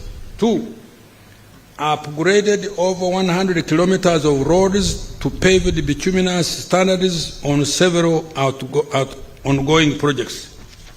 3, Government fully disbursed shillings 579 billion, which was used for maintenance of national, districts, urban and community access roads. 4. Government is revamping the road and drainage infrastructure within the entire Greater Kampala metropolitan area to the extent that the entire city is now a construction site. Bannange bebale. A total of shillings 1.4 trillion has been dedicated to improving roads and drainage within the Great Kampala metropolitan, what that is. To deal with the traffic congestion arising out of gridlock generated by roundabouts, all major junctions are being improved and signaled with traffic lights. The Kampala flyover and road upgrading project has been completed. Construction of 10 bridges is ongoing at an average of 74.7% progress. Madam Speaker, next financial, government has significantly increased the budget for road infrastructure development. I have allocated an additional 790 billion, bringing the total budget for roads to 4.28 trillion. The following will be prioritized next financial year. 1. Start construction and complete ongoing works for road projects as highlighted by His Excellency the President in his State of the Nation address. In addition, the roads which had been left out to be prioritized are Puranga Acholi-Bur, 64 kilometers, Kampala Gayaza Karaji, 33 kilometers, Lugazi Wikwekiyindi, 28 kilometers, Kabwohe Wiziwera Nyakambu Nsika Nyakabirizi, 92.2 kilometers, Kisubi Nakauka Natete Kasanje Impigi Mauguru Nanziga Maya Buaya, 71 kilometers, Busegampigi 10 kilometers, Najanankumbi Usabara 11 kilometers, Lusalira Nkonge Lumegere Sembabule 97 kilometers, Karugutu Ntoroko 50 kilometers, Kabale Lake Bunyonyi 15.1 kilometers, Kisoro Nkuringo Lubugiri Muko 70 kilometers, Laropi Moyo Afoji 39 kilometers, including a bridge at Laropi, Koboko Yumbe Moyo 105 kilometers, Namagumba Budadiri Kalugugu 33 kilometers, Tororo Busia 25 kilometers, Katuna Mukono Kamuganguzi 104 kilometers, Moroto Lokitanyara 42 kilometers, Hamurwa Kerere Kanungu 47 kilometers, Liantonde Kashagama Nyabitanga Ntusi 57.7 kilometers, Isingiro Rugaga Mutukula Ngarama Kashumba on the border with Tanzania 164 kilometers. I hope my friends who are talking to me yesterday, I have satisfied you. Masindi Bridge and Karuma Bridge. Start construction and complete ongoing works for bridges as highlighted by His Excellency the President in his State of the Nation address. 3. Commence implementation of the Kampala-Jinja Express Highway through public-private partnership framework. And 4. Prioritize maintenance of the core national road transport network and DUCA. Railway transport, Madam Speaker, in November 2024, His Excellency the President launched construction of 272-kilometer standard gauge railway from Malaba to Kampala. The SGR is a strategic investment for our country.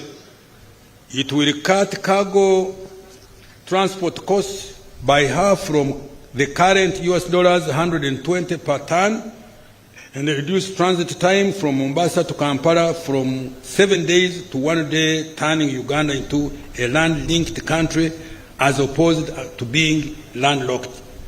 These initial works, the initial works for construction of the standard gauge railway have started. Madam Speaker, government has completed the refurbishment and commissioning of the Mukono-Kampala meter gauge railway line. In addition, rehabilitation of the 375 kilometers of the Tororo to Gulu meter gauge railway will be completed by February 2026.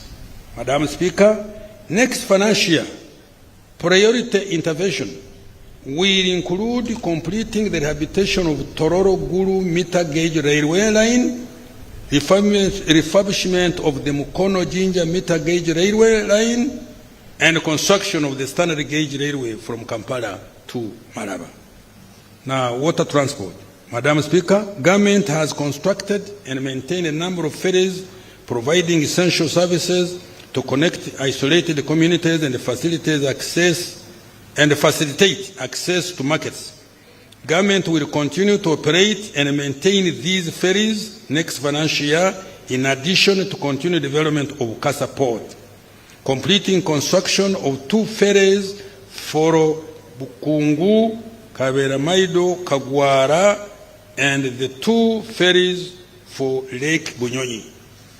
Air transport, Madam Speaker, since the revival of Uganda Airlines 5 years ago, by His Excellency the President, connectivity has improved within the continent, the Middle East, Asia, and the United Kingdom. The airline is now flying to 17 direct destinations, which has contributed to reduce travel time at more affordable costs. Madam Speaker, the competition brought about by the airline has forced other regional airlines to reduce the cost of their air tickets. For example, a return air ticket to Nairobi has stabilized at about $300 compared to $800 in 2019. Madam Speaker, the airline is supporting trade and tourism in addition to business air travel. The national airline is now the largest operator and has 24% market share of all air travel out of Entebbe Airport, up from 4% in 2019.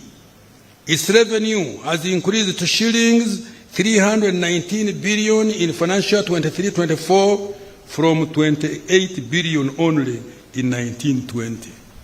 Madam Speaker, with the increased capitalization and acquisition of additional aircrafts, the airline will increase efficiency and travelers to and from Uganda will enjoy direct and cheaper travel to more international destinations. Madam Speaker, the upgrade, rehabilitation and expansion of Entebbe International Airport is nearly complete. The expanded airport has a new cargo facility and a new passenger terminal, among others. This is going to further improve the passenger experience and the trade and tourism.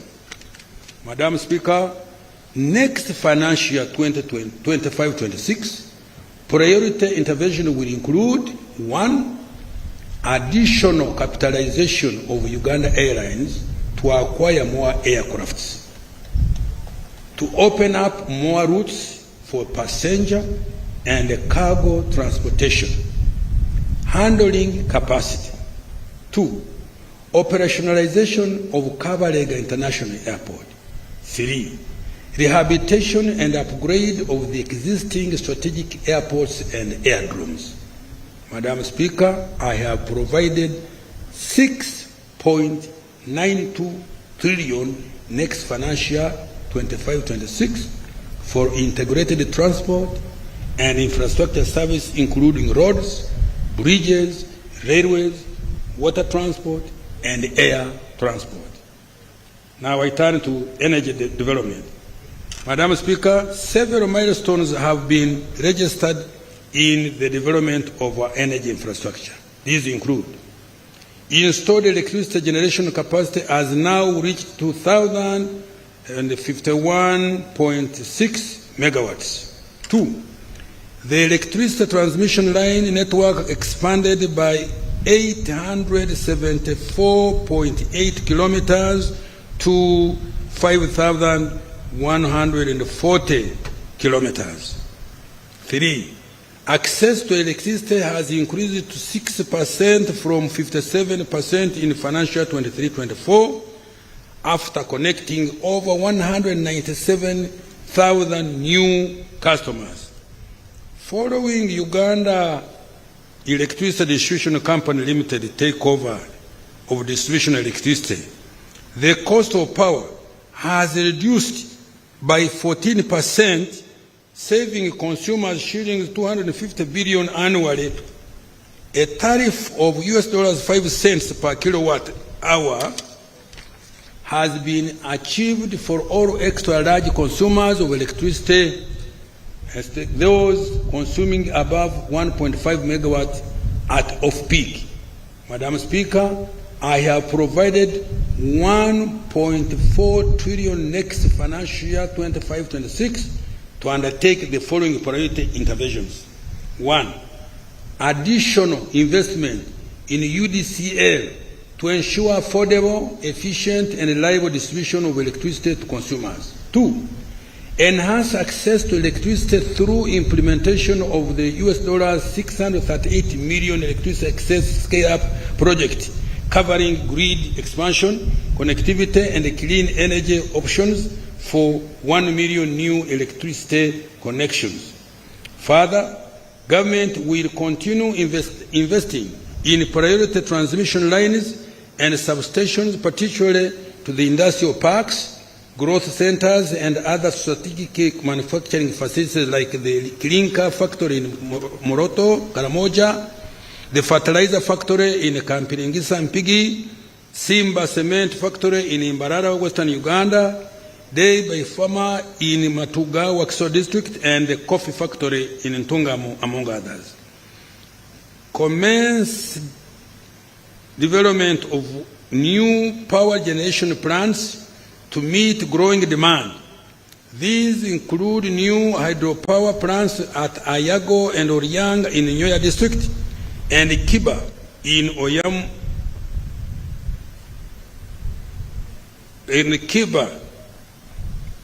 Oyama district, the development of the nuclear power in Wiyene district, and the rehabilitation of Kira Naruwari power plant.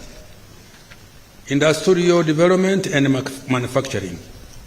Madam Speaker, with regard to industrial development and manufacturing, the following achievements have been registered. Government has operationalized 8 industrial parks, which include Namamve, Luzira, Bweyogerere, Mbale, Soroti, Kasese, Mbarara, and Jinja industrial parks.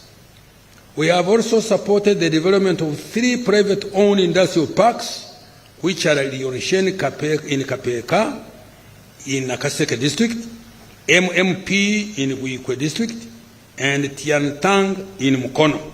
To date, a total of 628 companies, stroke industries, have been allotted land within the various industrial parks, 47% of which are in manufacturing. Out of all the companies allocated land, 307 are fully operational, 105 are undertaking construction, and 122 have commenced preparatory activities. The parks have attracted a total capital investment of US dollars 4.5 billion and created 403 jobs. Madam Speaker, several industrial parks have become centers of innovation, hosting firms that have introduced new technologies and products, such as a single HIV pill, Quality Chemicals Limited, GIS Transformers, Orion Electricals, Plastic to Fabric Recycling, Fei Long Investment Limited, locally manufactured electric vehicles, Kira Motors, the first powder-free surgical gloves, East African medical vitals, and import substitution products like fridges, transformers, toiletries, textiles, ceramics, television, and blankets. Government has supported industrialization by investing in strategic manufacturing facilities through Uganda Development Corporation with a total investment of 1.2 trillion. Madam Speaker, next financial year, I have provided 308.9 billion to further support infrastructure development in industrial parks, including roads, waste management, drainage, utilities, and shillings 187 billion for capitalization of UDC. Security, good governance, and the rule of law. Madam Speaker, security, good governance, and the rule of law are the foundation for socio-economic transformation. Everybody knows that. During this financial year, the following achievements were registered. 1, strengthened and modernized the security infrastructure to protect Ugandans, investors, and our visitors from any security threats. We have invested in security apparatus, more sophisticated intelligence network, and border control mechanism. 2, provided adequate funds to security institutions, including the military, police, prison, and intelligence agencies, for operations and improving capacity and welfare of men and women in uniform. 3, promoted regional and international relations, including playing a strategic role in the peace process in Somalia, South Sudan, the DRC, and Equatorial Guinea. Registered a 4.1% decrease in the volume of crime from 274 cases reported in 2023 to 218,715 cases in 2024, and a subsequent decline in crime rate from 516 to 476 per 1,000 persons. Commenced mass enrollment of Ugandans on 17th May 2025 to acquire national identity cards with a target of registering 17.2 million unregistered persons and renewing 15.8 million expired cards. Apart from securing elections and aiding our national security, the national ID has contributed to improved efficiency in accessing public services, broadened financial inclusion, easily travel within the East African community, and stamped out fraud arising from identification. Improved efficiency in the delivery of citizenship and immigration control services. The average turnaround time for processing of honorary passports has reduced to 4 from 14 days. Government has started to roll out the intelligent transport monitoring system to improve security. To date, 26,818 vehicles and 62,512 motorcycles have been registered. In addition, government has invested in security cameras to improve tracking of crime in Greater Kampala metropolitan area on major highways. Sorry. Government has also started implementing regulations for speed limits using the express penalty system to reduce fatalities on roads.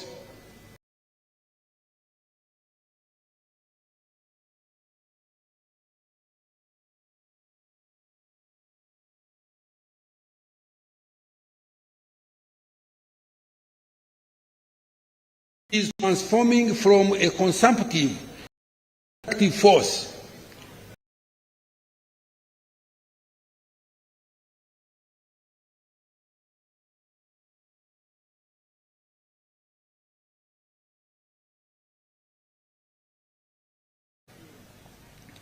Uganda prisons is transforming from a consumptive to a productive force. This has contributed to food security and reduced the budget required to look after enemies. In addition, the prison service contributed to growth of local textile industry through increased production of cotton. This financial year, the service produced 1,070 metric tons of maize seed, 485 kilograms of cotton to the local textile industries, and 12,290 metric tons of grain to contribute to prisoners' feeding requirements. Government was effectively represented in courts, tribunals, and commissions. Out of 393 cases concluded, government won 285, which is 72.5%, and saved shillings 548 billion that would have otherwise been paid as costs. Government implemented the NRA manifesto commitment on cattle compensation in the Acholi, Rango, and Teso sub-regions. Since financial year 2021-22, a total of shillings 142.9 billion has been paid to 592 claimants. I have provided shillings 80 billion next financial year to pay the remaining claimants. In addition, I have provided 15 billion for ex gratia Akasimo to the Ruero war victims. Madam Speaker, 3, undertaking general elections in 2026, which are just around the corner, increasing access to justice, law and order services, and 5, strengthening immigration and border security. Madam Speaker, government is stepping up the fight against corruption. We are automating all government processes to reduce human interaction and ensure traceability, investing in more performance and forensic audits, and enforcing accountability. I think I should read this paragraph. Let me read it. Madam Speaker, government is stepping up the fight against corruption. We are automating all government processes to reduce human interaction and ensure traceability, investing in more performance and forensic audits, and enforcing accountability. Administration of justice. Madam Speaker, the following achievements were registered. The judiciary has significantly scaled up alternative dispute resolution mechanisms like mediation, plea bargaining, and small claims procedures, reducing justice costs and speeding up dispute resolution. For example, in 2024, a total of 3,391 cases were resolved through mediation, In addition, plea bargaining achieved a success rate of 87%. Completed the Supreme Court, Court of Appeal, Rukungiri High Court, and the Budaka and the Patongo Magistrates Courts, 5 new High Courts, court circuits in Wakiso, Entebbe, Kumi, Lugazi, Patongo, and 10 magistrates courts were operationalized, bringing the total to 268 courts countrywide. Construction is ongoing of regional appeal courts in Gulu and Mbarara, Soroti and Tororo High Courts and Karenga Magistrate Court. This will further reduce travel distances for justice. 3. There is increased use of technology in delivery of justice. The electronic court case management system is now operational in 20 courts, boosting filing rates by 20.6%. Additionally, 20 courts have video conferencing systems enabling online case handling, which has improved efficiency. Madam Speaker, I have provided 602.7 billion shillings next financial year under the Administration of Justice program for strengthening alternative dispute resolution, increasing the use of technology in justice delivery, building more courts to improve access to justice, and increasing the civil jurisdiction of magistrates courts. Legislation and oversight. Madam Speaker, the legislature has registered several achievements during financial 24-25. Parliament held 73 sittings and passed 35 bills, concluded 3 petitions, passed 45 resolutions, adopted 53 reports. Most importantly, the turnaround time for enactment of legislation has reduced significantly. I commend you, Right Honorable Speaker, for this tremendous achievement. Madam Speaker, I have provided a total of 1.03 trillion next financial year for legislative processes, public engagements, and outreach, providing parliamentary oversight of democracy and governance, and ensuring accountability for public funds and implementation of public programs. Management of natural disaster. Madam Speaker, to protect Ugandans from disaster, this financial year, government invested 200.3 billion in early warning systems, mitigation interventions, and the provision of relief items to affected households and communities in the disaster-prone areas. Madam Speaker, next financial year, I have provided shillings to 20.7 billion plus a contingency fund of 169 billion to support disaster management. I have also provided 12.4 billion for improving meteorological services and early warning systems to improve efficiency and accuracy of weather forecasting for agriculture, air travel, and climate change tracking. Elimination of domestic areas. Madam Speaker, government has put in place a strategy to eliminate domestic areas in 3 financial years, starting financial year 25-26. Payment of domestic areas will prioritize suppliers of goods and services, contractors, and compensations for land and to war claimants. Madam Speaker, I have increased the allocation for domestic areas to shillings 1.4 trillion from 200 billion provided this financial year. To prevent accumulation of new areas, starting next financial year, my ministry shall implement the following measures, and they are not easy measures. 1. Enforcement of the commitment control system. 2. Sanctioning accounting officers responsible for creation of any arrears.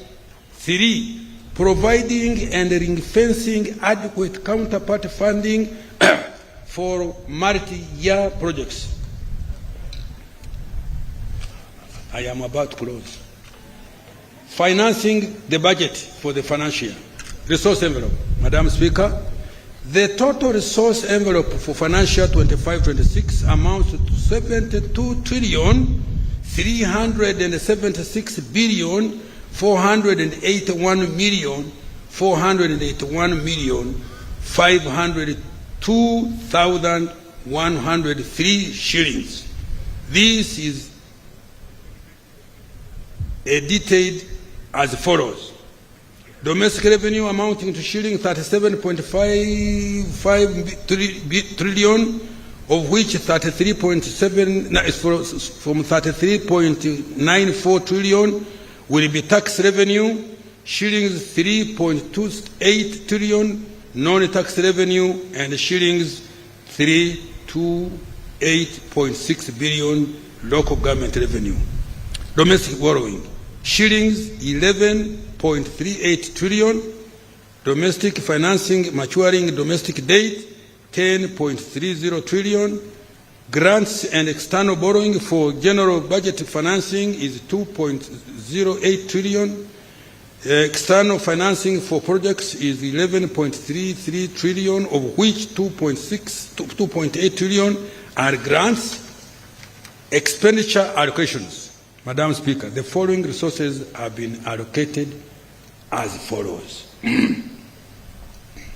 Wages and salaries, 8.57 trillion.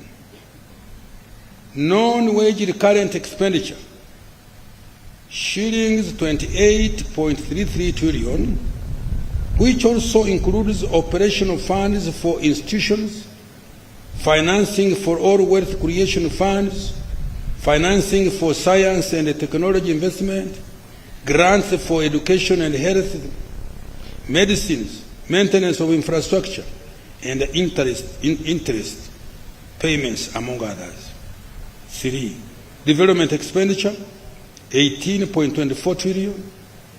4. Domestic debt for refinancing, shillings 10.03 trillion. 5. Debt amortization, 4.98 trillion. 6. Domestic debt repayment to Bank of Uganda, 493 billion. 7. Domestic arrears, 1.4 trillion. 8. Local government expenditure from own revenue, shillings 328.6 billion. Madam Speaker, I have attached the details of the resource envelope and expenditure allocations by vote for financial year 25-26 as annexes 2 and 3. The financing strategy for financial year 25-26, Madam Speaker, below is the financing strategy for next financial year. 1. Improving tax administration to raise an additional shillings 1.89 trillion. 2. Introduction of new tax measures to increase domestic revenue by shillings 538.6 billion. 3. Rationalizing tax exemptions to eliminate inefficient ones that do not support industrial policy. 4. Repurposing resources in the budget for financial 24-25 from less productive to high impact areas in line with the 10-fold growth strategy. 5. Mobilizing more concessional financing from international financing institutions such as the World Bank, IMF, African Development Bank, Islamic Development Bank, Badeya ECT. 6. mobilizing development finance from other innovative sources, including public-private partnerships, climate finance, private equity, ZUKU bonds, panda bonds, diaspora bonds, tax for financial year 25-26. Madam Speaker, an additional revenue of shillings 538.6 billion will be raised from new tax policy measures that were approved by Parliament. In addition to raising revenue, the measures will support the growth of businesses and the economy. The measures also include technical amendments to tax laws aimed at improving clarity and consistency, creating a fairer and a more predictable tax environment for businesses and taxpayers, and removing ambiguities that create loopholes leading to revenue leakage. These amendments are also intended to enhance tax administration, encourage voluntary compliance, and empower Uganda Revenue Authority to effectively enforce tax laws. Madam Speaker, I wish to present key highlights of the changes in tax laws. Income tax, exemption to start-up businesses. The NRM government has granted a 3-year income tax holiday for start-up businesses established by citizens after 1st July 2025. This is intended to support startups that struggle with the high initial investment costs. The incentive is to foster innovation, encourage formalization of SMEs, enhance business survival, and promote employment. Exemption from capital gains tax on transactions.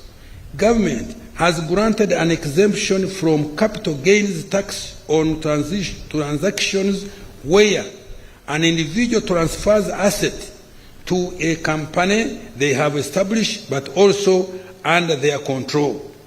This is a deliberate policy intervention aimed at encouraging formalization of businesses. Madam Speaker, currently many Ugandans operate businesses under their personal names, often as sole proprietors or informal entities. When these individuals seek to transition into more formal and structured corporate entities for purposes of growth, access to finance, strengthening governance, or succession planning, they face a capital gains tax liability simply for transferring their assets into a company they fully own. This tax burden has been removed. Income tax exemption for Bujagali hydropower project.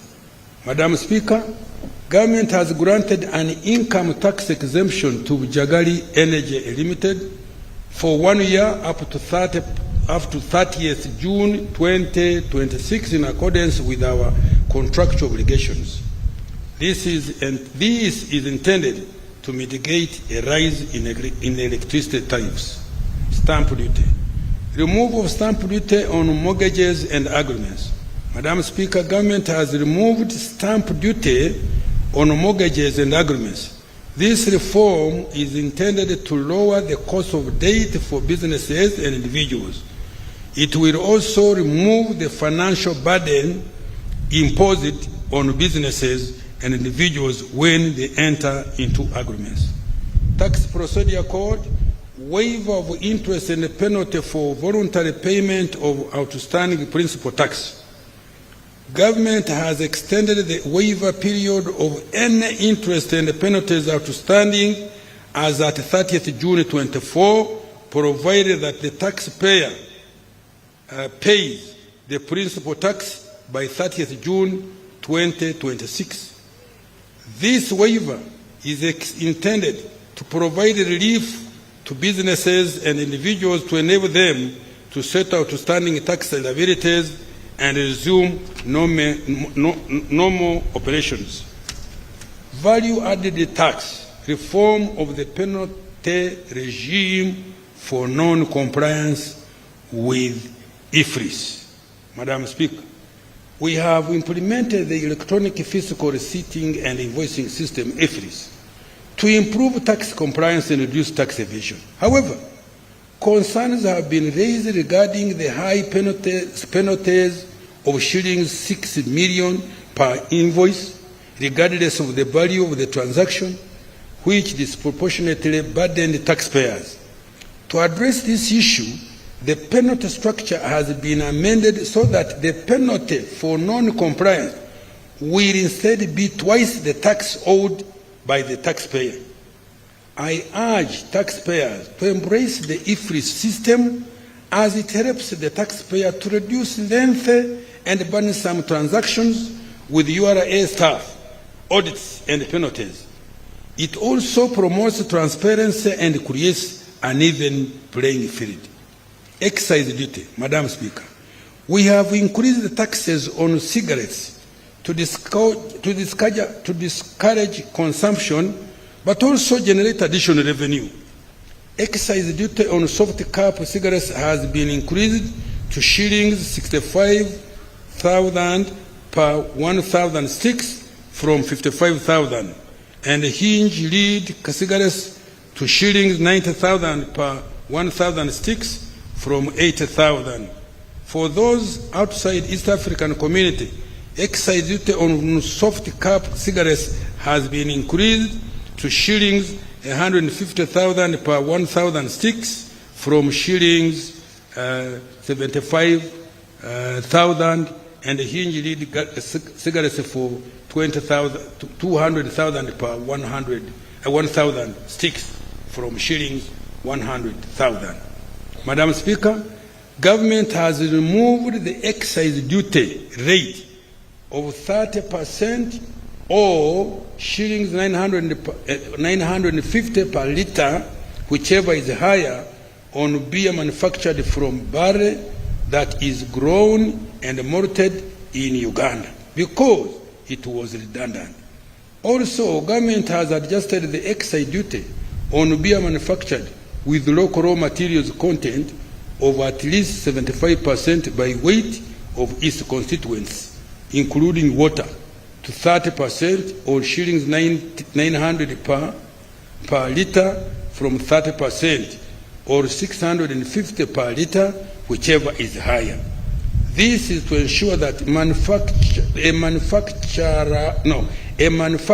pays the same amount of tax whether using a specific rate or an ad valorem rate. Taxes on external trade.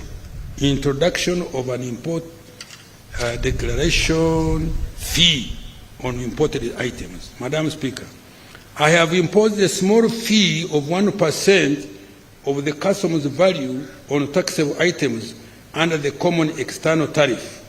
This measure seeks to align Uganda's tax policy with those of other East African community partner states where similar fees have been imposed. For instance, Kenya applies a 2% CIF charge. Establishment of an export levy on wheat bran, cotton cake, and maize bran. Madam Speaker, government has imposed an export levy of US dollars 10 per metric ton of wheat bran, cotton cake, or maize bran to encourage local value addition, particularly in the production of animal feeds. Currently, these products are exported as raw materials in the region, where value is added and imported into Uganda as finished goods. Therefore, this measure will encourage value addition and create jobs for our children. Taxes and on textiles. Madam Speaker, the NRM government has listened to our traders dealing in imported taxes for value addition, as they requested the import duty on imported fabric has been reduced. Effective 1st July 2025, the duty will be $2 per kilogram or 35%, whichever is higher, down from $3 per kilogram or 35%, whichever is higher. In addition, the import duty on garments has been reduced to US dollars 2.5 per kilogram or 35%, whichever is higher, from US dollar 3.5 per kilogram or 35%, whichever is higher. Public debt. Madam Speaker, the stock of public debt is projected at US dollar 31.5 billion, equivalent to shillings 116 trillion by the end of June 2025. Of this, external debt accounts for US dollars 15.49 billion, equivalent to shillings 56.3 trillion, and domestic debt US dollars 16 billion, equivalent to 59.77 trillion. As a ratio of GDP, our public debt is estimated at 51.26%, which is consistent with the Charter of Fiscal Responsibility. Madam Speaker, Uganda's debt is sustainable and is projected to remain so in the medium to the long term. The debt has financed investments that support private sector growth by providing requisite infrastructure. Over the last 10 years, the areas which public debt has financed, including integrated transport infrastructure, 29.3%, electricity infrastructure, including power generation plants and transmission lines, 27.6%, water for production and consumption, 11.5%, agro-industrialization, 5.1%, education and health, 5%, housing and urban development, 3%, and the development of industrial parks, 2%. To maintain public debt sustainability, government is implementing the following actions. 1, domestic revenue mobilization to increase revenue collection and reduce borrowing. 2, mobilization of more concessional financing from international financial institutions such as the World Bank, IMF, African Development Bank, Islamic Development Bank, BADEA, etc. 3, implementation of saving initiative, where Ugandans will invest in government securities using mobile money. Now, I want to conclude. Madam Speaker, I know I have tired you. Madam Speaker, in conclusion, Uganda's economy has taken off. Can I repeat? Madam Speaker, in conclusion, Uganda's economy has taken off. When I did this thing, people started. We know what we are doing, man. The economic fundamentals, GDP growth, price stability, currency stability, jobs, export, FDI receipts are in good shape and highly competitive regionally and globally. The economic fundamentals, GDP growth, price stability, currency stability, jobs, export, FDI receipts are in good shape and are highly competitive regionally and globally. We have met the criteria for graduation from the category of low development countries. Poverty and inequality have just hold on. We have met the criteria for graduation from category of low LDCs. Poverty and inequality have reduced. Listen to this. Poverty and inequality have reduced significantly. Our deliberate onslaught on the subsistence economy has resulted in cutting the number of Ugandans working for only the stomach, kida kionka, to just 3 in every 10 homesteads. With our renewed commitment to fast-track full monetization of the economy and redirect resources towards agro-industrialization, tourism, mineral beneficiation, manufacturing, innovations by our scientists, and digital transformation, Uganda is indeed unstoppable. Unstoppable. Mwani bade mkuba mungalo namwe. Temumpadde maanyi.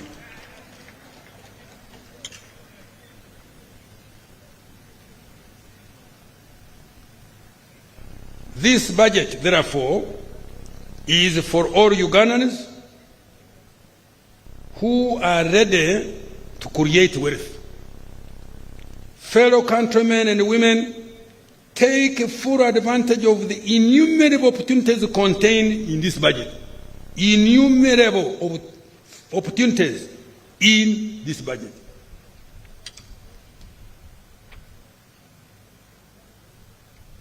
To those still in subsistence economy, the PDM and other wealth creation funds have been availed to support you to join the money economy in any of the 4 sectors: commercial agriculture, industry, services, or ICT.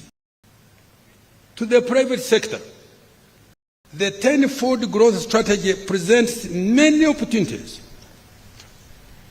Demand for household services and consumables is going to increase exponentially in the next 15 years on account of rising household incomes. The increase in GDP represents larger demand for intermediate goods and services among businesses. Demand for household services and consumables is going to increase exponentially in the next 15 years on account of rising household incomes. The increase in GDP represents larger demand for intermediate goods and services among businesses. With a larger economy, government and pay our debts.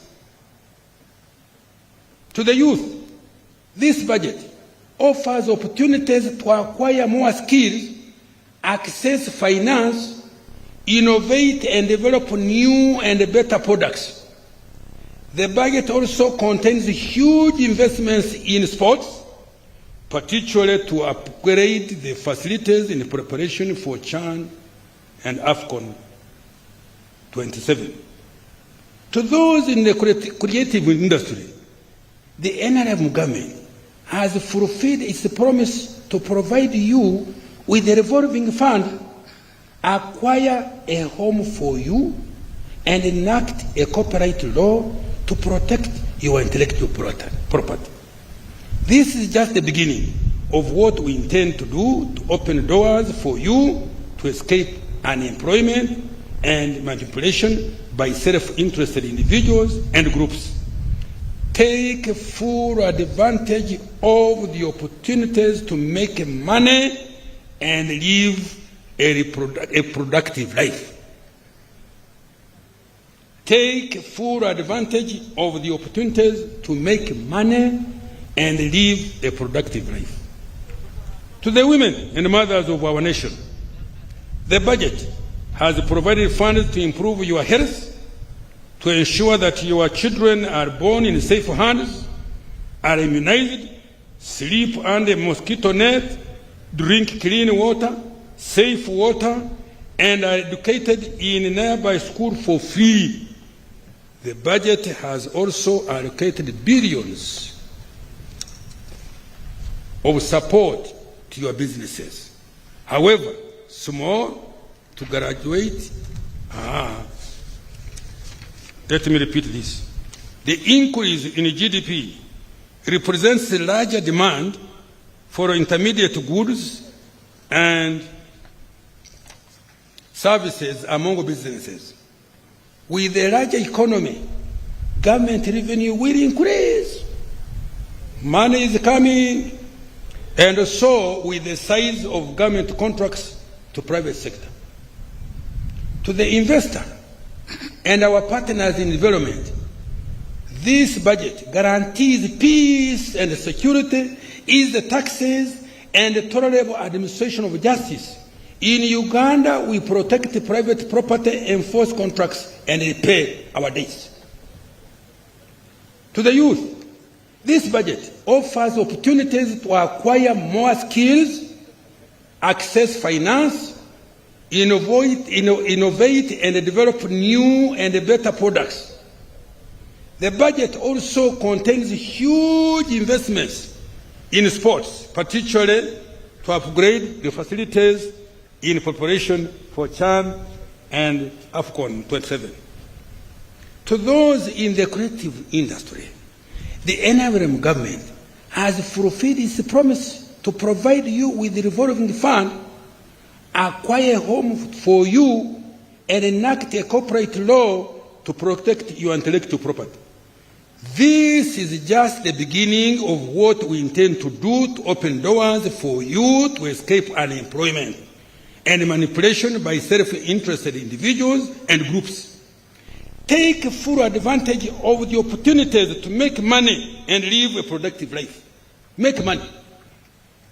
To the women and mothers of this nation, the budget has provided funds to improve your health, to ensure that your children are born in safe hands, are immunized, sleep under a mosquito net, drink clean water, safe water, and are educated in a nearby school for free.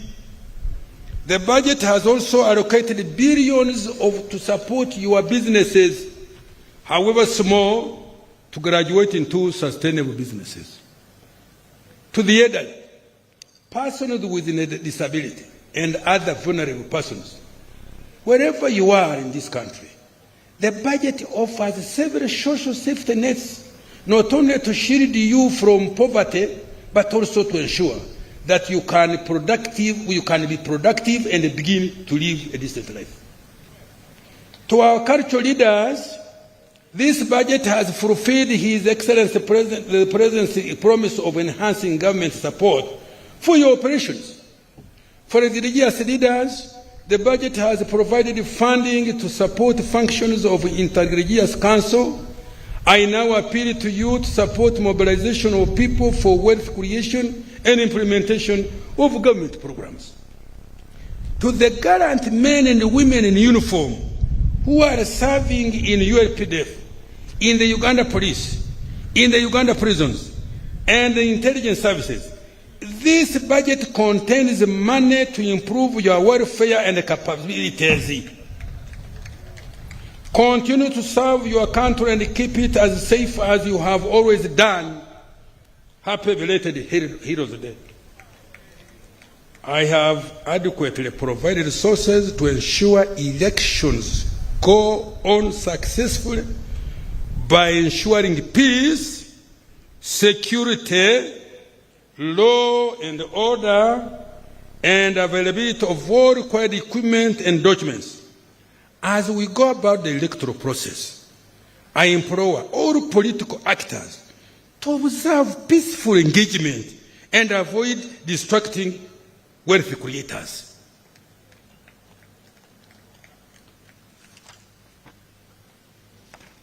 Madam Speaker,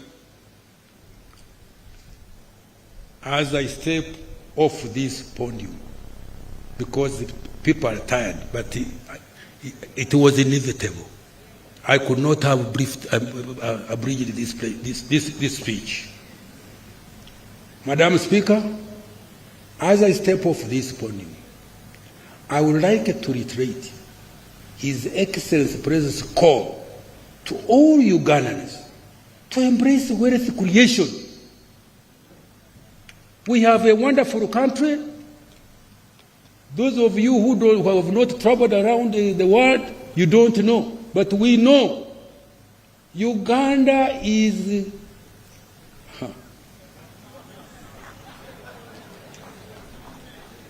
God, when he was creating Uganda, I don't know what our ancestors had done. I think they did very good things. We have got good weather. You think I could have put on a suit here in some other places? We have rainfall, although we are making a problem by cutting trees.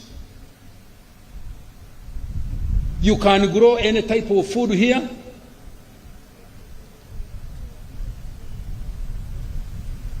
You can eat whatever you want to eat here in Uganda. And we continue crying and poverty. Government has given you all the money that you should take to take in your enterprises.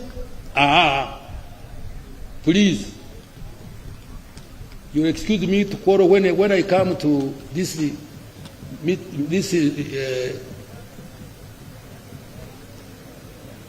when I talk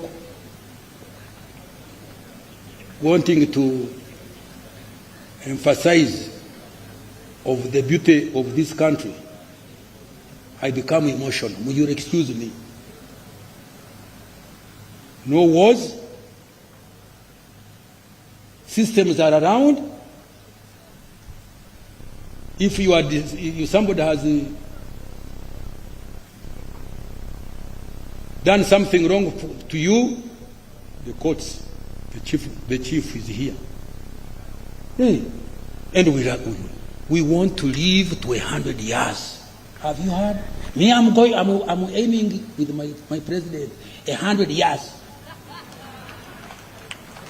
Have you heard? I am 82 now. You can see.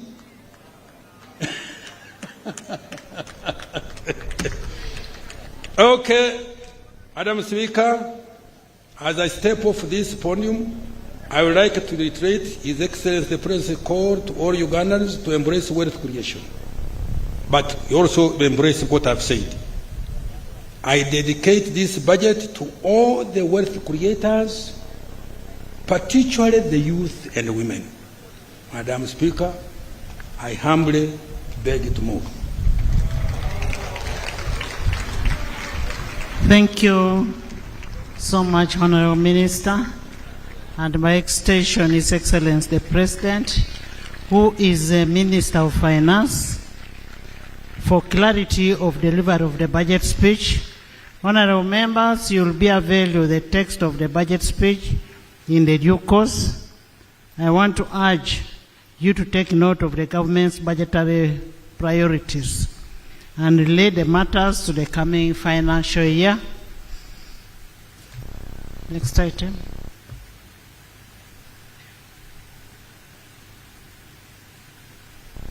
Next item. Remarks by His Excellency the President of the Republic of Uganda. Honorable members and distinguished guests, I now take the opportunity to invite His Excellency the President to make his remarks to crown the budget speech. And remember, our rules of procedure state that when the President is making a speech, it must be heard in silence. Your Excellency, you're most welcome, and kindly talk to the members of Parliament and by extension, the nation. Her Excellency the Vice President, the Right Honorable Speaker of Parliament, all the other leaders, honorable members of Parliament, ladies and gentlemen. The long speech of the Minister, I would want just to emphasize for you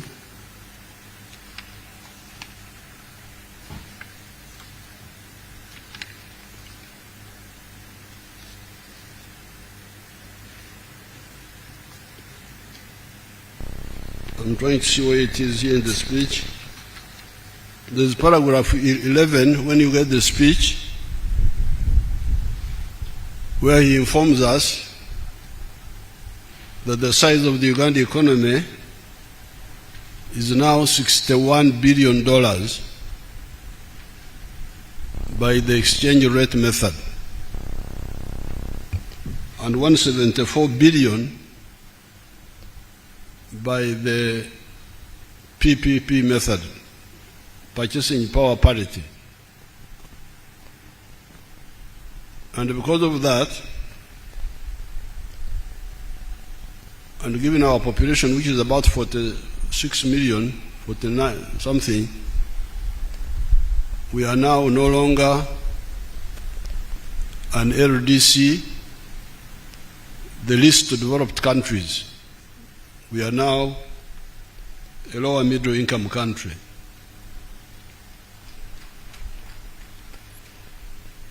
In 1986, the size of the GDP was $3.9 billion.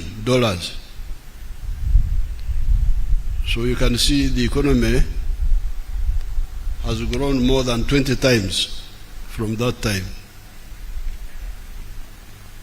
So I thought you should mark that, because in a long speech like this, you may not notice the big picture. Then finally on the speech, there's a way he summarized. I'm trying to see the page.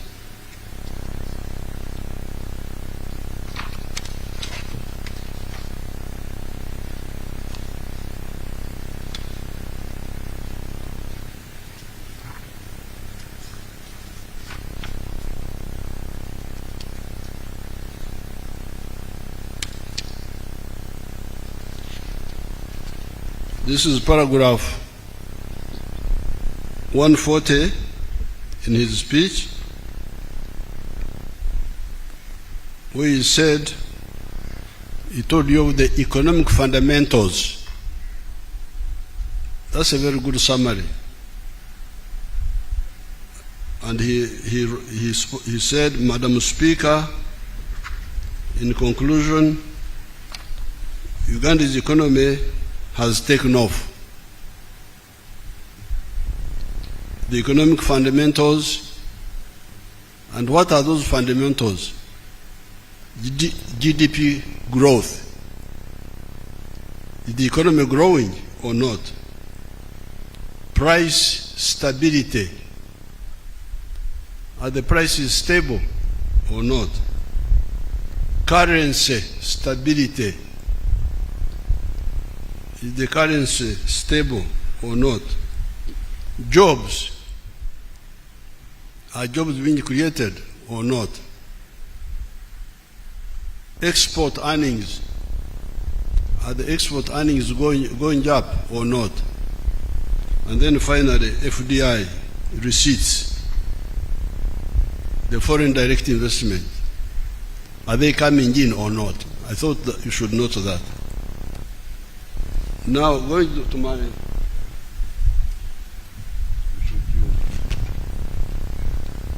to my own speech, you remember last time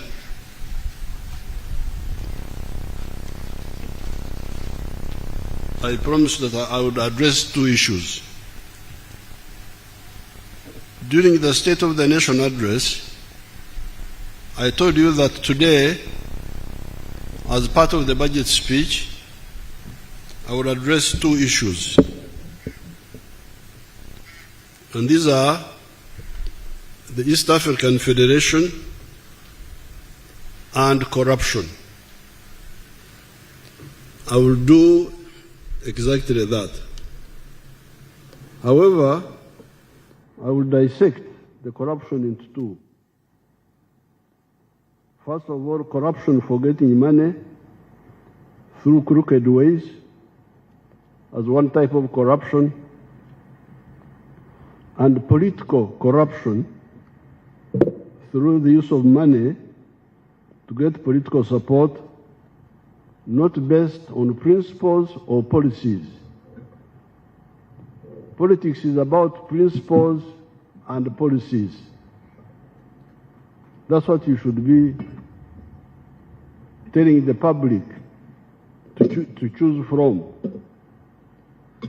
My policy is this, his policy is that, you the public, you choose.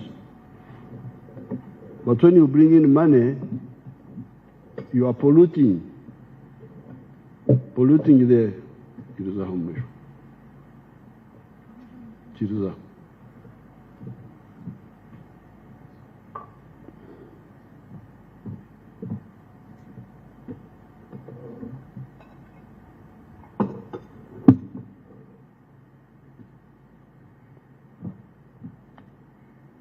Let me start with the more important question of the political federation of East Africa and possible other federations in other parts of Africa. This was a goal pursued by our ancestors, starting with the Pan-Africanist pioneers among the black people in the United States of America. These were W.B. Du Bois, George Padmore, Marcus Garvey, Sylvester Williams, and others. By the mid-1900s, new actors had come on the scene in the persons of Jomo Kenyatta, Kwame Nkrumah, Julius Nyerere, Sekou Toure of Guinea, Modibo Keita, and others.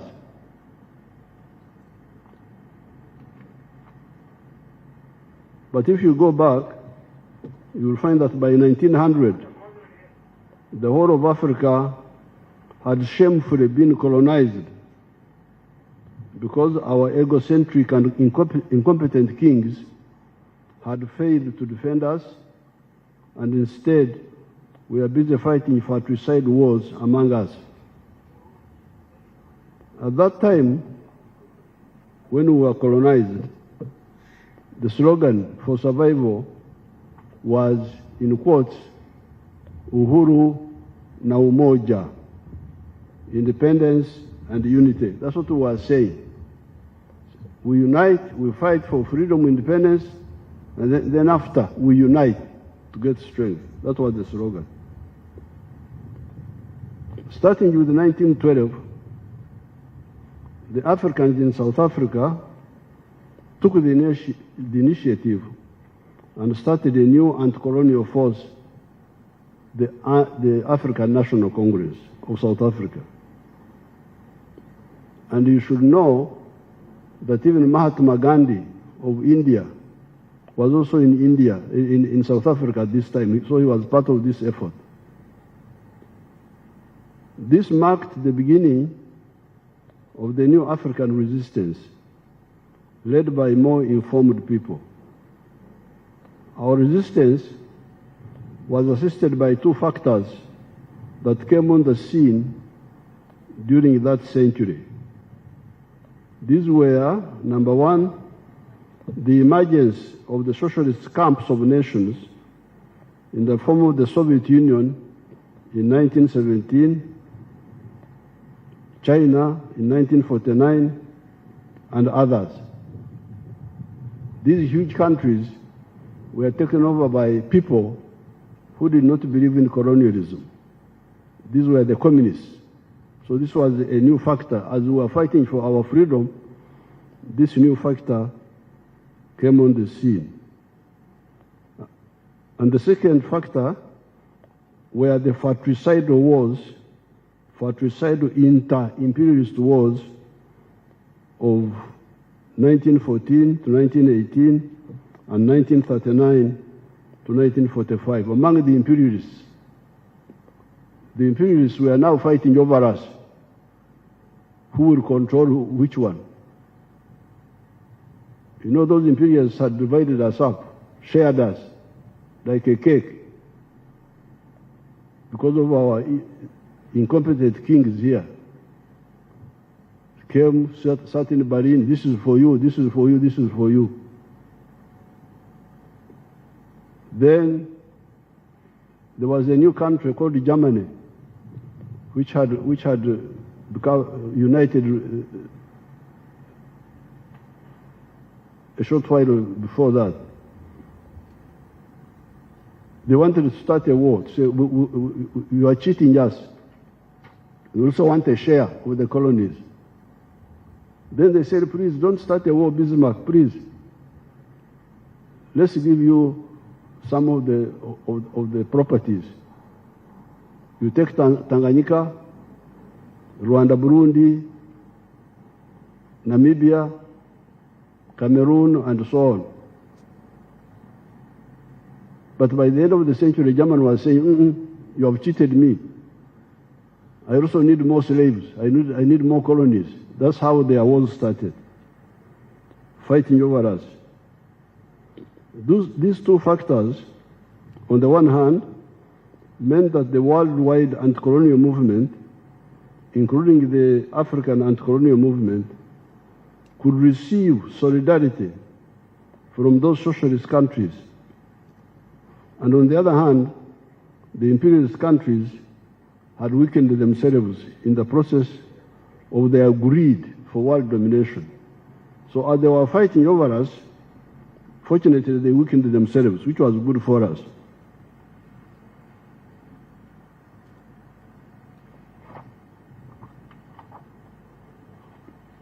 The worldwide anti-colonial movement, on account of these three factors, the three factors are our resistance, number one, number two, the emergence of the socialist countries which were supporting us, and number three, the mutual weakening of the imperialists among themselves.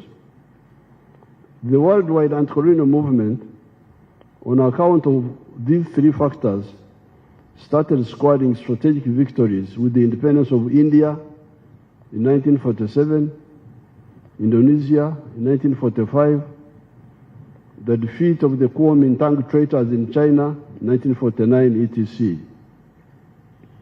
Amazingly, the imperialists tried in many cases to maintain colonial control even after these catastrophes. The French tried to recognize Indochina, Vietnam, Cambodia, and Laos until the Vietnamese defeated them at Dien Bien Phu in 1954. The French were defeated in Algeria. The British faced the Mau Mau armed resistance in Kenya and mass resistance throughout the whole of Africa. Here in Uganda, Ignatius Kangabe Musazi led the mass resistance movement. I don't hear you, the political actors who are always on the radio, I don't hear you talking about I.K. Musazi, talking about nothing most of the time. Musazi played a very big role in our struggle. On account of this resistance, but this is also the weakness of the NRM Secretariat. They should do more sensitization. On account of these resistance efforts, by 1963, 36 African countries had achieved independence, Uhuru, so we had achieved Uhuru. It is these countries that founded the Organization of African Unity at Addis Ababa.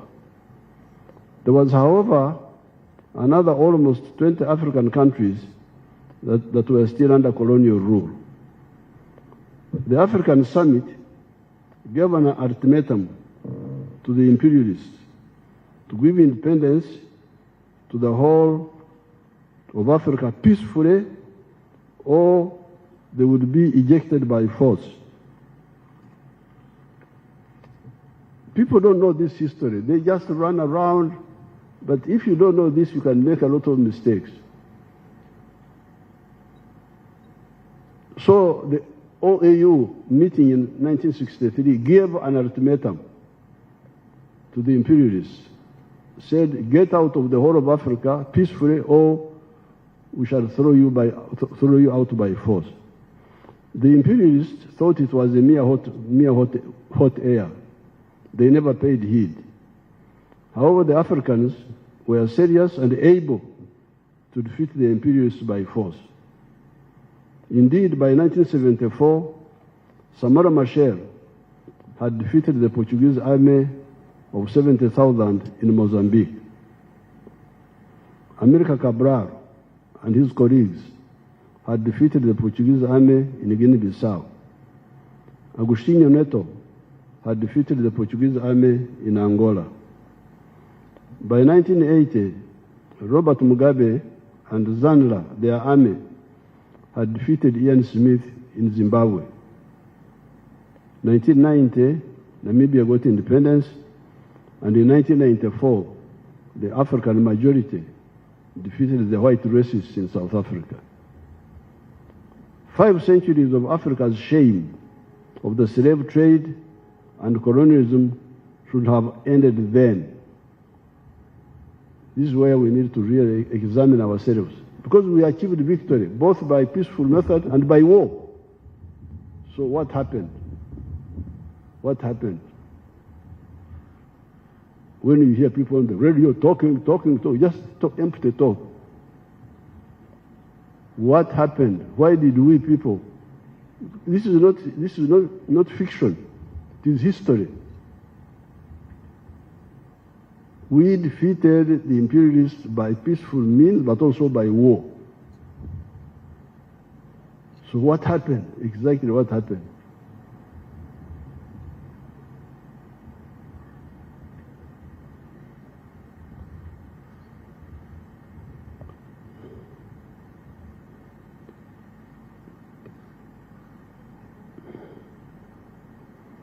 Five centuries of Africa's shame of the slave trade and colonialism should have ended then. we had achieved independence, uhuru in the whole of Africa. The question was, where was umoja? Because you remember the slogan was uhuru na umoja. Now by 1994, the whole of Africa had achieved uhuru. So what happened to the umoja? In the meantime, the question was, where was umoja, unity? In the meantime, we who were participants in much of this time had to diagnose the problem. In that process, we established the 3 historical missions and the 4 ideological principles. To establish the missions and the principles, we would start with a question. Question number 1 was, do the Africans need, deserve, and are they entitled to prosperity like other peoples in the world, or are they not so entitled? That's the question we would ask. Are the Africans entitled, and do they deserve prosperity like all the other people in the world? If the answer is yes, the next question would be, where does prosperity come from? Can prosperity sustainably come from begging? Because you remember the issue of aid. Can you get prosperity through aid? Our answer was no.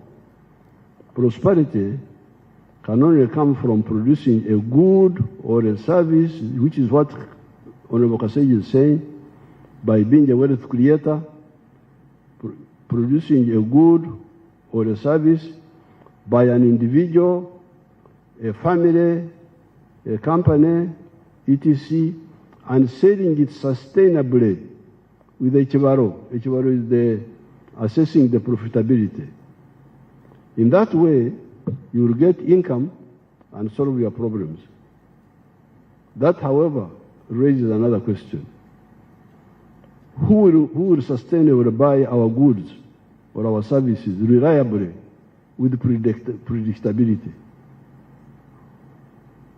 Because you can see what's happening in the world. The other time, you people, you said, well, we don't want our children to be homosexuals.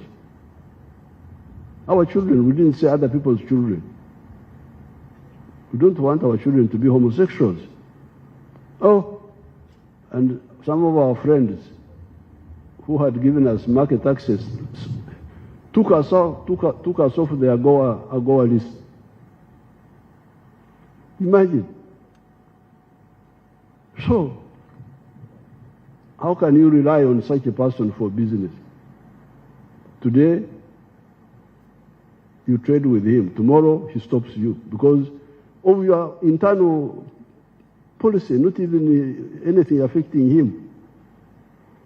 So, the third question, who will sustainably buy our goods or services reliably and with predictability?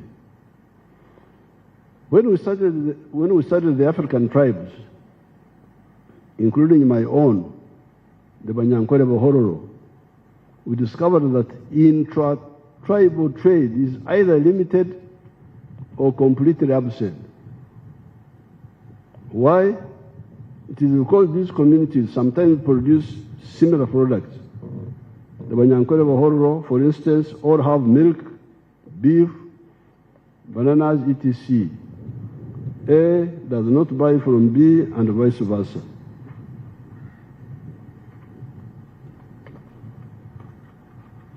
Therefore, identity, being one tribe, does not necessarily solve the problem of prosperity.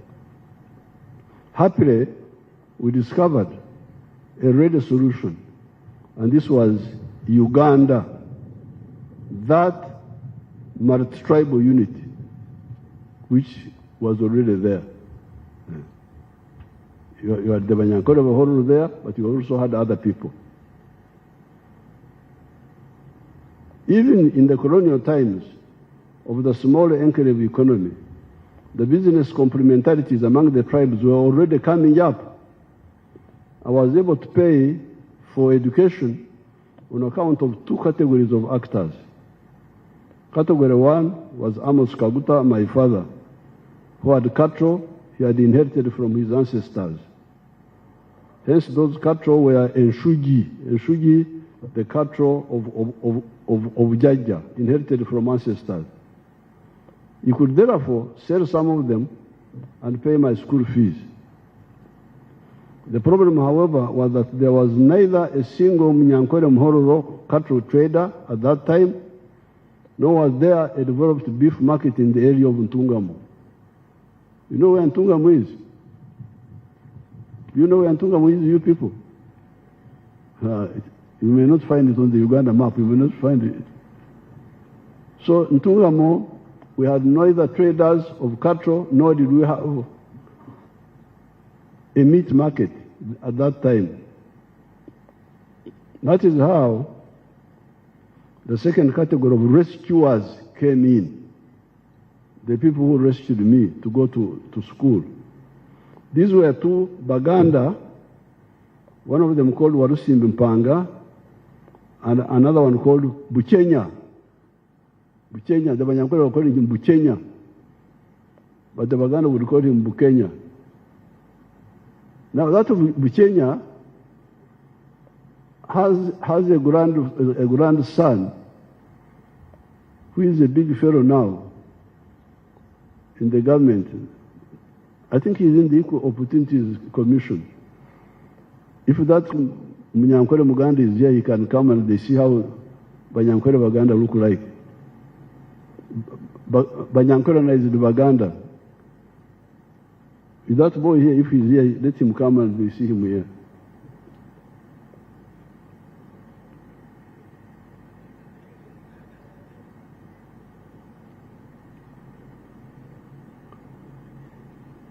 And then there was also a white man, Shea.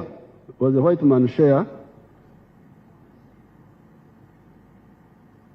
Warusimbi was buying cattle for the Kampala beef market, Bukenya for the Mbarara market, and Share for the Kirembe copper mines workforce. So it was these three people who supported my education. Warusimbi would buy the cows to bring them to Kampala. Bukenya would take them to the small Mbarara market. Share would take the cows to Kirembe market. Even at that time, the complementarity among the tribes was becoming clear. But even in the pre-colonial times, the interzones trade had become clear.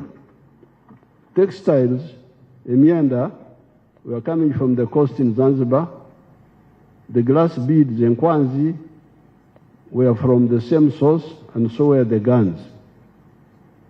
Ivory, Emino, however, was coming from the interior of the African continent, and so were the salt, the backcloth, the hulls, etc. It is this historical mission of the need for prosperity that led us to discover the first ideological principle of our movement, of the NRM, as the minister was saying, patriotism, love Uganda. Why? It is because you need it for your prosperity as a market, among other advantages. However, learning from the history of other countries and also seeing what is happening in Uganda once it settled down and started recovery, we discovered that the internal market is not enough. As we speak today, Uganda has got surplus of milk, maize, bananas, beef, sugar, cement, steel products of certain types, etc., as the minister was telling you here. Where do we sell all these? This is when the NRM asked the Ugandans the following questions. Number one, have you heard of East Africa? Because you are stuck with your products. Have you heard of East Africa? Because you are busy with the tribes.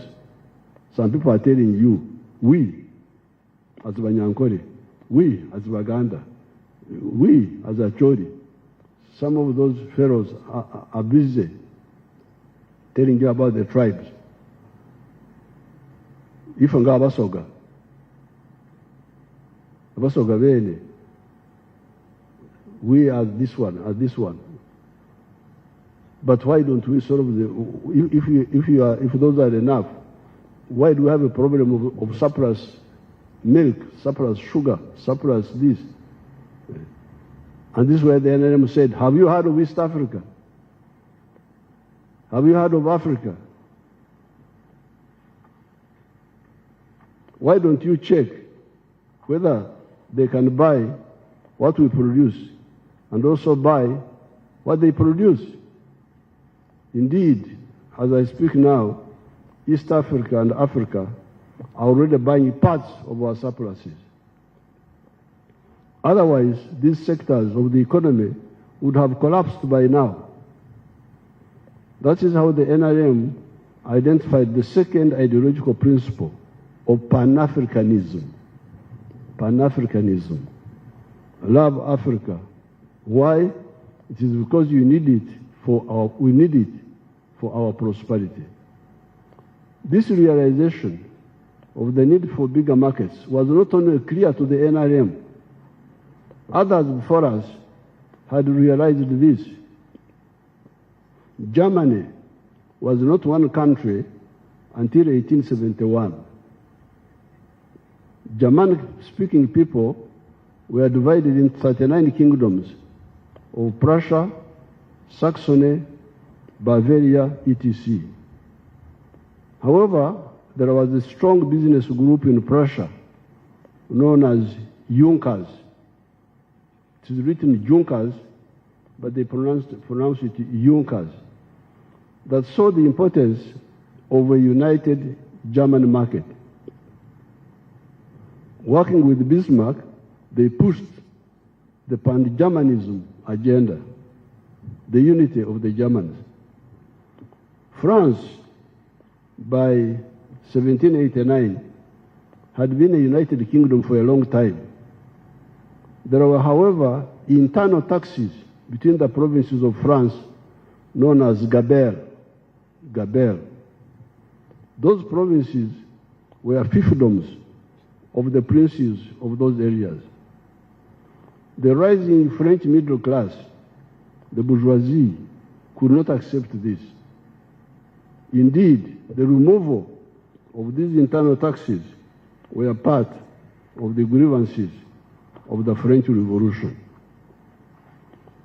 On these two ideological principles of patriotism and Pan-Africanism, we added socio-economic transformation and democracy. This was all to achieve historical mission number 1, prosperity for the African people through market integration. We are glad by 1980, the African leaders had started seeing the importance of market integration as part of the Lagos Plan of Action.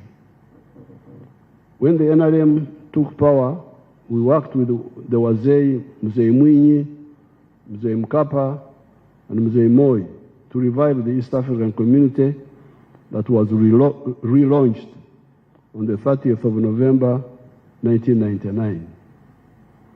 The East African community has now expanded to incorporate Rwanda, Burundi, South Sudan, DRC, and Somalia. In addition, we have got COMESA and the CFTA, the Continental Free Trade Area. We need to remove all the trade barriers and develop infrastructure to facilitate this trade. However, we also need to ensure that countries that are beginning to come up are assisted. We don't want a common market where some countries benefit, others lose. No, it's very dangerous. The countries which are coming up must be assisted so that they also trade equitably. We should never allow trade imbalances among member states to persist. This market integration will address the historical mission of prosperity. However, we had also identified the second historical mission as that of strategic security. How can Africa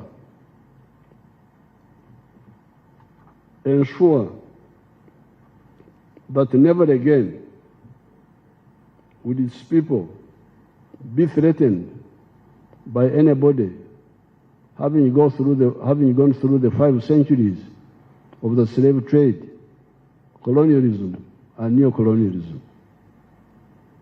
Economic integration, if it is fully implemented, will address the issue of prosperity.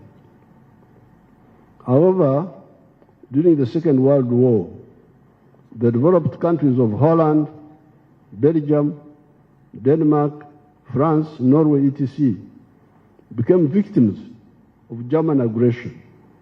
They are being developed notwithstanding. It was the Soviet Union and later the USA and UK that defeated the hegemonic Hitler. Even we, the Africans, 500,000 of Africans, took part in that war, as did 2.5 million Indians who took part in that war to save those countries, France and Holland and all that. The highly developed Israel, in terms of technology, would find it difficult to survive in that zone without the cover of the United States of America. Some actors in the world talk of achieving superiority in the 4 dimensions: land forces, air forces, at sea, the Navy, and in space. Where does this leave Africa? Are we going to exist or not exist with the permission of others? Are we only to thrive with the permission of others? Coming to multidimensional strategic security, only 4 countries have been to the moon: These are USA, Russia, China, and India recently. Can Uganda manage a serious space program, even when it becomes a first world country? As we tried to answer that question, there was already an answer given by our elders before independence. This was Uhuru na Umoja, freedom and unity. The present weaknesses in Africa are partly due to the mistake of arrivism, where the leaders prefer to remain big fishes in small ponds. It was only Mwalimu Nyerere of Tanganyika and Mzee Karume of Zanzibar that consummated the economic and political integration of the two countries to create Tanzania that has been a great success. Recently, the Union of Tanzania celebrated 60 years. We congratulate our brothers and sisters of Tanzania. Mbakwere kumungaro. Economic and political integration where possible are the correct answer to the question of prosperity and strategic security. It handles the two missions. In 1963, we were about to achieve the political federation of East Africa. There is a picture which I will give some of the, you can see it there. That picture. I have that picture. I will give it to a few people after my speech. But that was 1963, Uganda, August. They were saying federation this year, Federation of East Africa this year. That's what they were saying. Thank you. You can see the declaration, that declaration by our leaders. However, along the way, some of them developed cold feet. That is why Mwalimu Nyerere and Mzee Karume must be hailed as some of the most devoted Africans that have ever lived. You can be sure that if that federation had taken off, so many of the problems that afflicted us could have been avoided. Certainly, Amin would never have taken power in Uganda. If that federation was there, Idi Amin would never have taken power in Uganda here. Maybe the problems of Rwanda and Burundi could have been handled differently. The problems of South Sudan and Somalia could possibly have been handled differently, as would have been the problems of Congo. Why do I say this? Uganda, Kenya, and Tanzania, under one political authority, would have been so strong that their voice in these matters would have been decisive. I remember, for instance, our leaders then took a stand on the issue of Congo in 1965. Soon, however, the states started taking divergent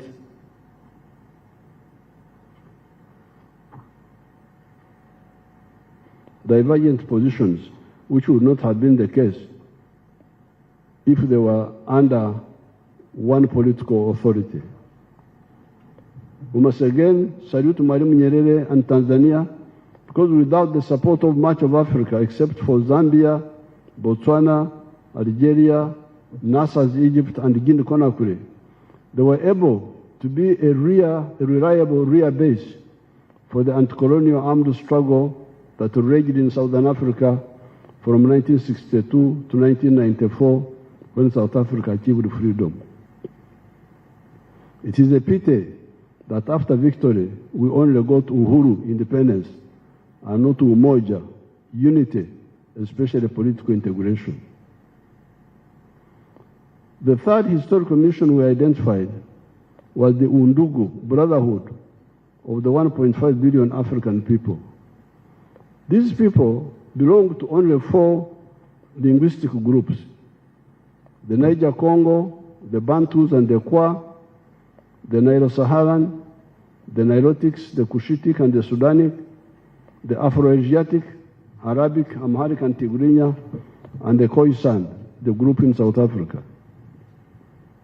Recently, I had a delegation from Congo, but we did not have a French translator.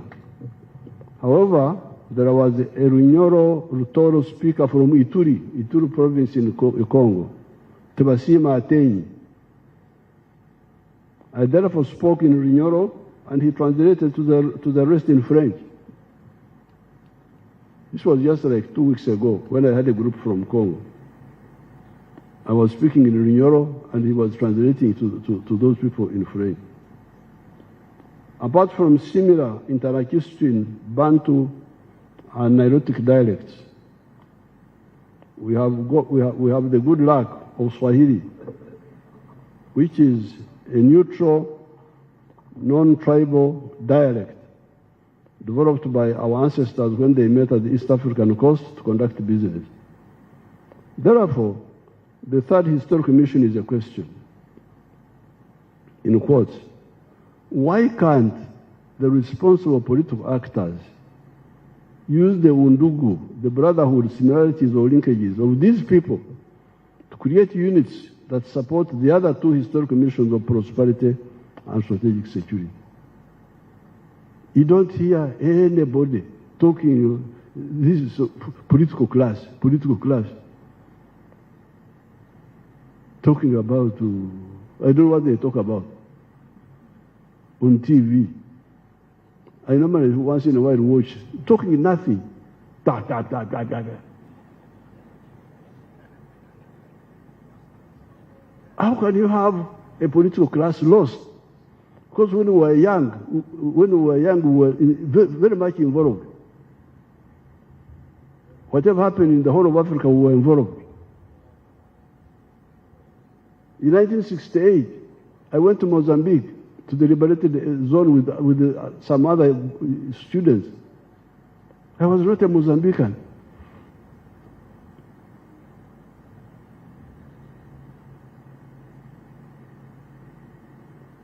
Baleka nga byewasande kukola, nibakola byetasaande kukola, n'amazima tegali mu bo. Ani anaavunula ekyo bannange? They left undone what they ought to have done. They left undone what they ought to have done. They did what they ought not to have done, and there is no truth in them. That's what it says in English.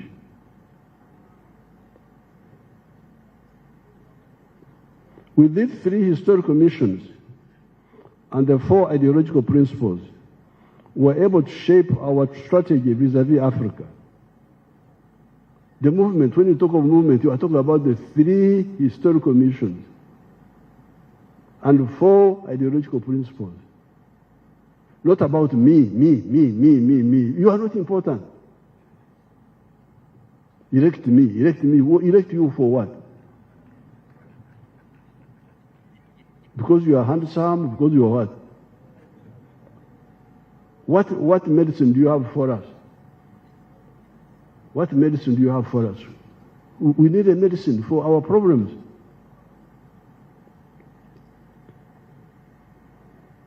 With these three historical missions and the four ideological principles, we were able to shape our strategy vis-à-vis Africa. Whatever we did was guided by this.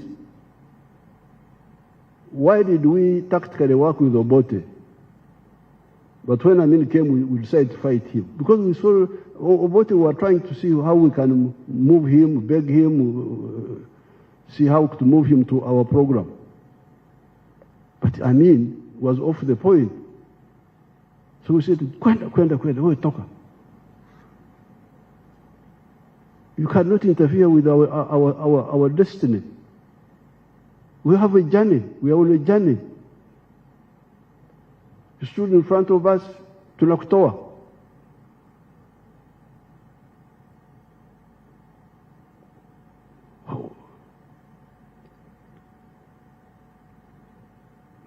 The strategy that we always commend, this strategy we always commend to our supporters, is to work for economic integration of the whole of Africa, so as to support prosperity of the African people and support the additional political integration in the parts of Africa where it is feasible by creating political federations, such as the Political Federation of East Africa. Mwalimu Nyerere and ourselves diverged a bit from Mzee Nkrumah and Muammar Gaddafi, who are talking of a continental government of the whole of Africa. We do not think that such a target of a continental government of the whole of Africa was either feasible or even desirable, because the whole of Africa does not possess enough similarities and linkages to be cohesive, a necessary prerequisite for political integration. East Africa is, and with the use of Swahili, can be very cohesive. The whole of Africa should be one common market. Apart from the Niger-Congo linguistic group that has got a lot of similarities, there are also linkages with, for instance, the Nilo-Saharan groups of languages. This is how, amazingly, I discovered that the Somali word for cow is Saa. It is the very word that most of the Bantu dialects in the Great Lakes use to describe the cow dung, not any other dung. So what the Somalis call a cow is what we call cow dung here. But you can see the linkage. There are a lot of linkages with the Nilotic dialects that we do not have to go into here. It is this belief in the three historical principles and three historical missions and 4 ideological principles that enabled the student movement of the 1960s to metamorphose into the armed Fronasa that fought Amin and eventually the NRA-NRM. We rejected the sectarian politics of identity of religion, tribes, and gender chauvinism. By 1986, by the force of 20,000 NRA fighters, backed by millions of civilians that were only propelled by conviction, not by any mercenary interests. The majority of the NRA-UPDF have maintained this. That is why between 1971 and 2021, the NRA-UPDF was fighting for no pay or low pay. Owing to death of some of our supporters, from natural causes mainly, we started getting some corrupt elements, but a minority. These are a minority and are easy to identify and isolate. The spirit of voluntarism was also strong among the civilians. That is why the National Resistance Council, for instance, we are getting a low salary, but we are content. When we came to the Constituent Assembly, we improved the pay, knowing that it was a temporary parliament. However, subsequent parliaments made 2 mistakes. One was to increase their salary and allowances, thereby departing from the spirit of sacrifice that had been the hallmark of the NRA, UPDF, NRM.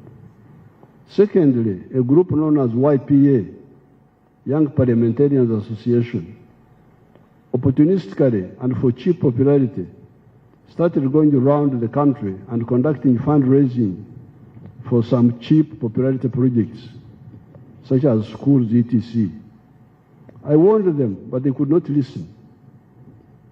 I did not want to precipitate a crisis with them when we had problems of Rwanda, Congo, South Sudan, etc.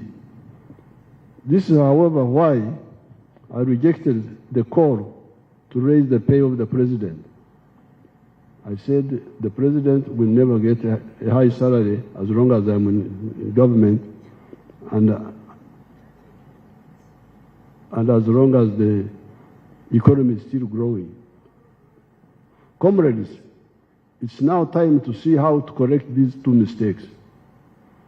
This is because it led the population to believe that the political leaders have a lot of money and must share it with the voters in the form of bribes and endless fundraisings. Although the MPs gave themselves a lot of money, it is not enough to meet these indisciplined demands for bribes and fundraisings.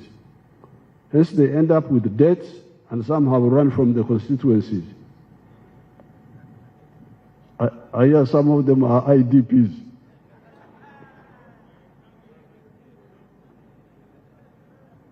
Internally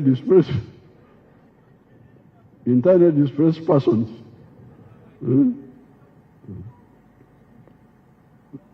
The government, through the budgets, is the one that can help the people to solve their problems.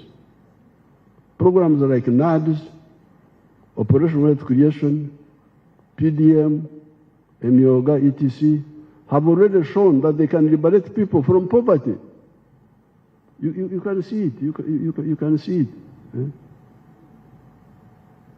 There's a man from Kamwenje.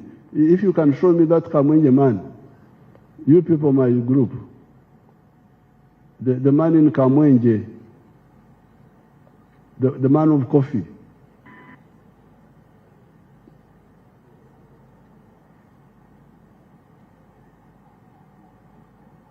The man of coffee.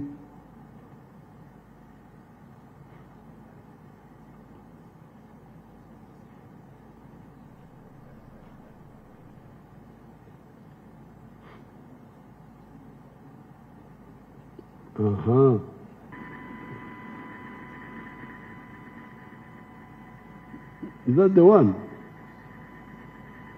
That's another one.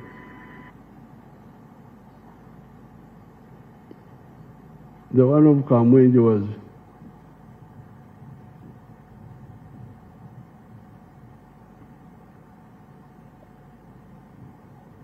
what has happened? Sabotage?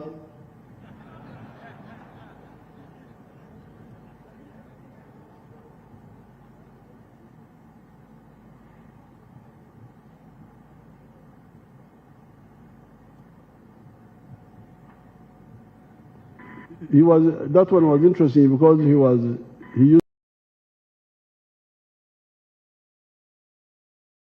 get him when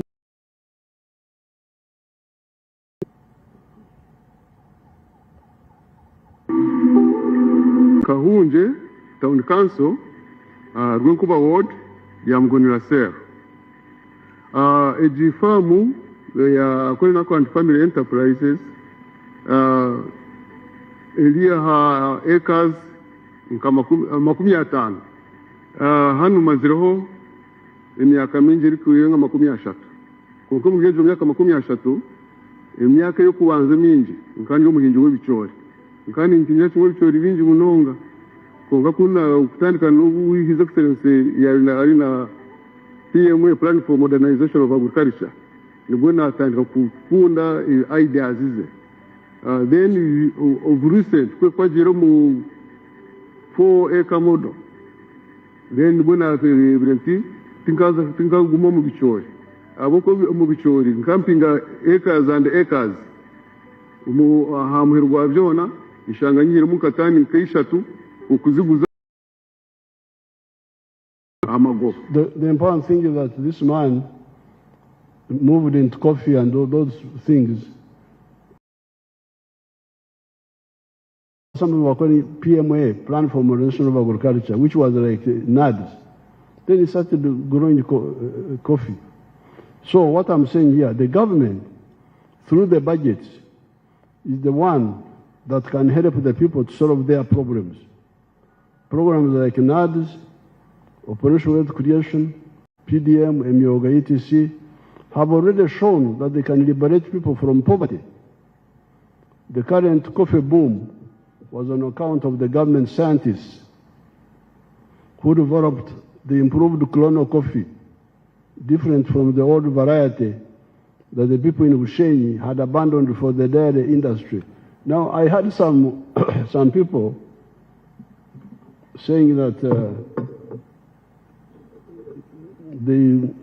they are the ones who developed coffee, and so I had some people claiming that. I didn't want to quarrel with them before telling them, but coffee and all these enterprises That is the grandson of Buchenya. Zahari Uganda Bantu is half Muganda, half Munyankole. Bagambira Buchenya kuyagire. Thank you very much, Your Excellency, the President. My name is Seruwaji Habib, a grandson of Kenya, a very close friend to His Excellency, the President. I am privileged, Your Excellency, that my grandparents migrated and found themselves in Mbarara. So for us, we are actually very more fluent in Unyankore more than Luganda, although I'm called Seruwaji Habib. I thank Your Excellency for giving me an opportunity. Mbarara. Wafe Mbarara Katete. Bajaja wagenda yodi. Bajaja bagenda 17 era bakwata itaka ddene nnyo. Nsanvu. Musanvu. 1970. No. This was in the 1950s. Yes, anti Your Excellency, fetwabasanga, I mean batuzalanga gye tuli. Ne bali balina ettaka ddene nnyo. No, you go and find out from your parents if they. Thank you, Your Excellency. Okay, good. Thank you very much. This was in the 50s. Uyumwana gamba 70.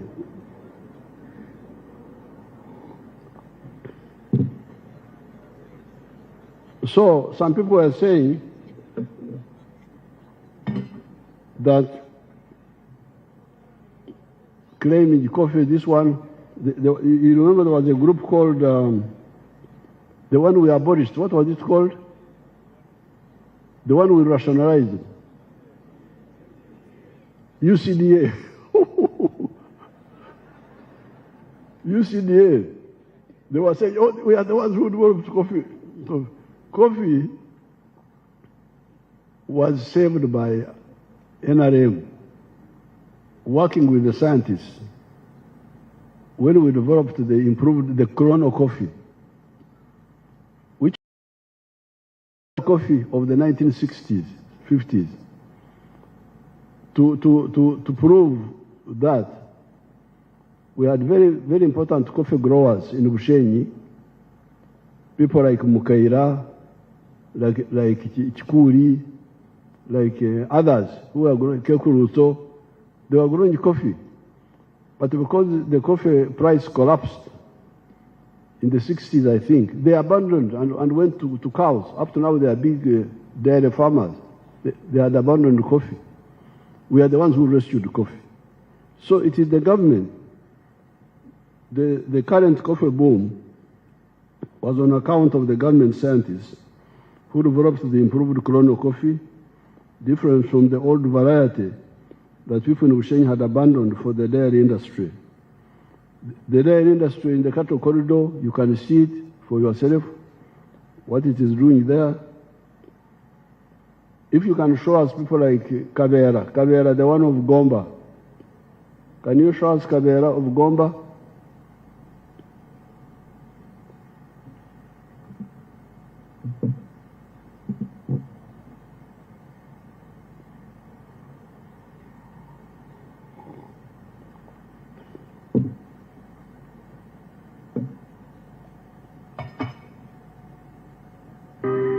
Kuva wano ku Gomba Next Generation Farm Institute era nga ye Gomba Next Generation Model Farm. Nze farm manager farm eno yatandikibwa omwami Kalera Philip era nga yawangula empaka z'omulimi asinga 2 eziteekebwa Vision Group mu ggwanga lyonna. Farm eno yatandika omwaka gwa 2003 era nga ekigendererwa kyali kyakulaba tutya tuyinza okufuna mu byobulimi n'obulunzi.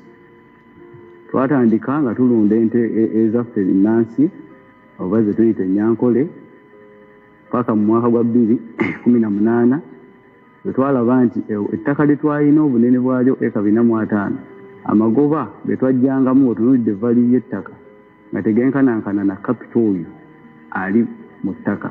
Twalaba nti bizinesi tekola ne tukyusa ne tudda mu okulima okw'ekibalo 2019 ne tutandika olunda ente ez'amata ez'omubiyumba, enkoko, kulima amatooke, emmwanyi, kulunda embizzi n'okuteekawo ettendekero lisomesa abasawo b'ebisolo n'abalimisa. Twatandika ettendekero lino erya Gomba Next Generation Farm Institute okutendeka abavubuka. Twakizuula nti abavubuka bangi baagala nnyo okwenyigira mu by'obulimi n'obulunzi naye nga babulamu obukugu obuli practical etwandiyise hands on. Nti twakizuula nti abavubuka bangi bafuluma mu matendekero ag'ebyobulimi n'obulunzi naye nga balina theory mungi naye ng'okukwatako okukola faama kikyayagala oba yekenyi kyayagala okwekola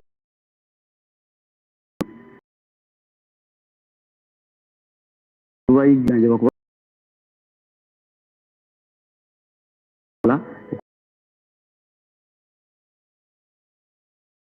embizi byonna bikolera ddala.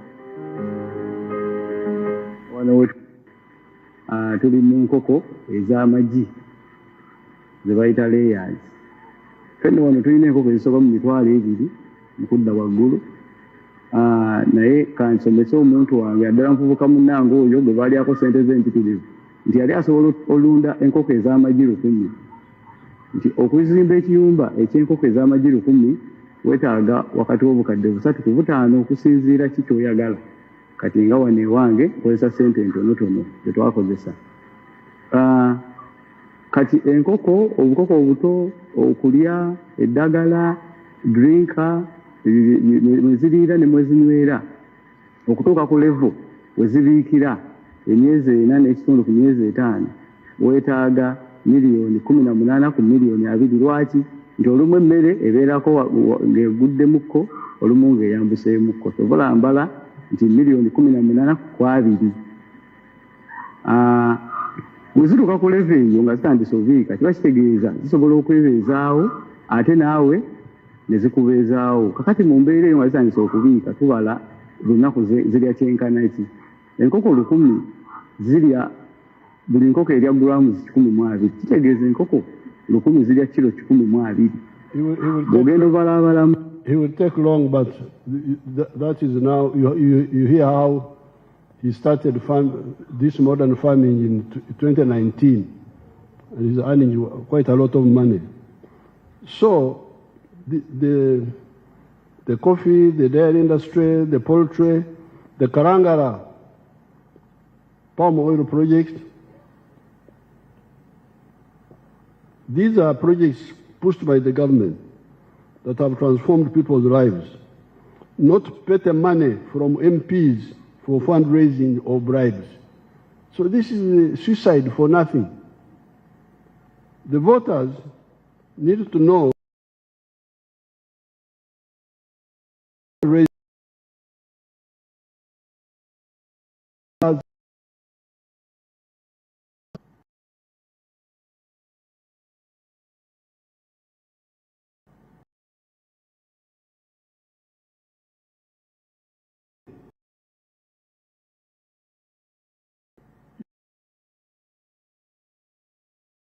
what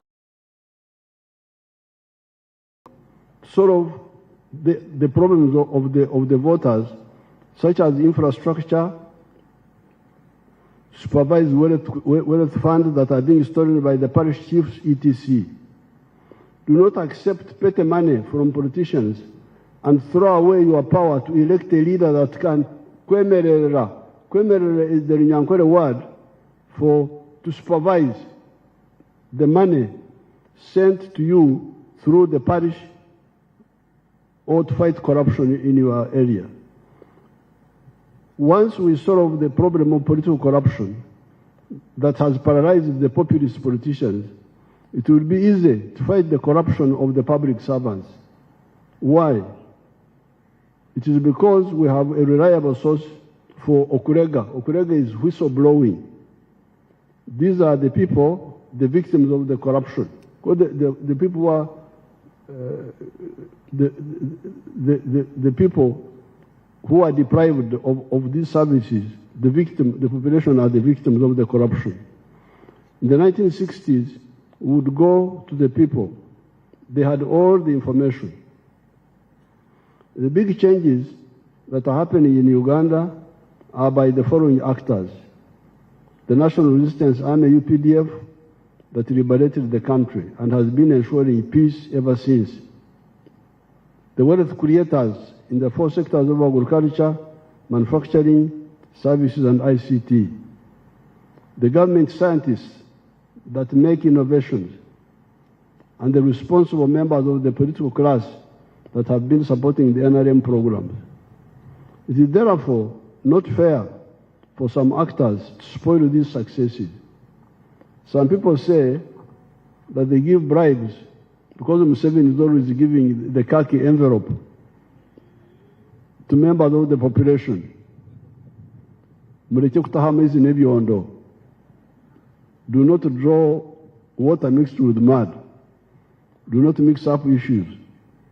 The brown envelopes I give are part of the ancient tradition here. It is called okorongora. It is the king who does that to the singers or wrestlers, etc. President is the modern king. You are not kings. You are not kings. I have a budget for that. I do not sell my cows to get money kurongora singers. Murekerao umwenkana onkano. This is the Uganda word. It summarizes the whole thing. Murekerao umwenkana onkano. Stop trying to be like the one who is bigger than you. You tell those people that Museveni gives the envelope because he has got a budget. He's president. I'm not president. Why do you want?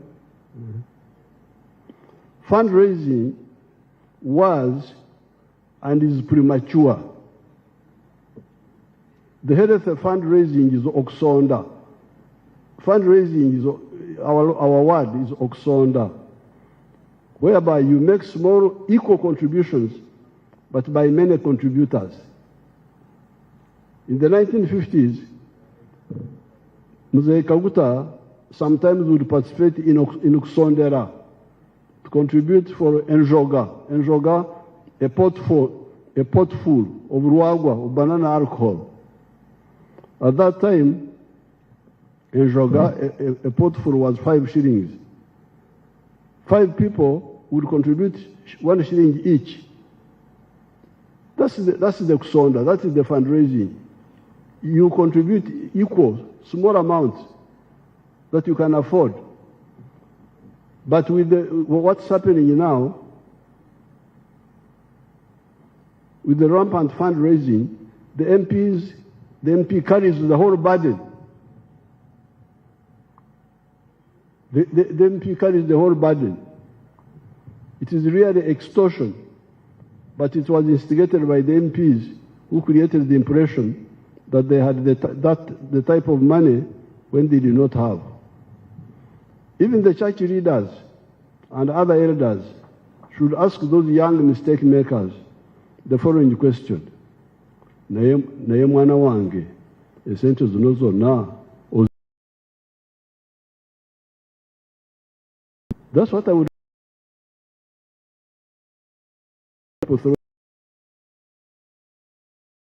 That is one China.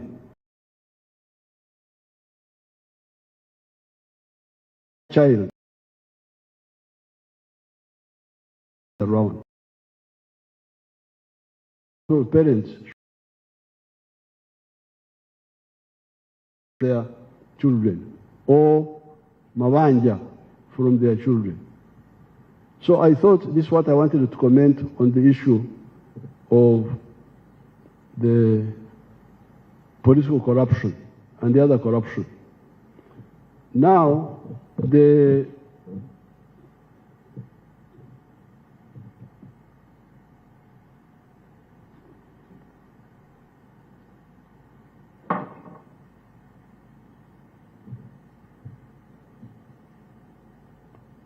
I'm getting information about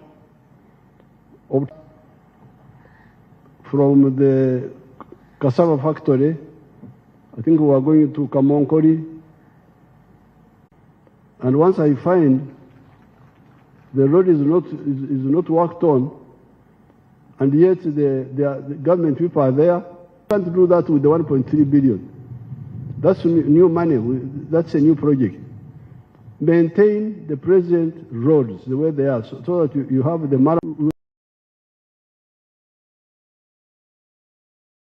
roads.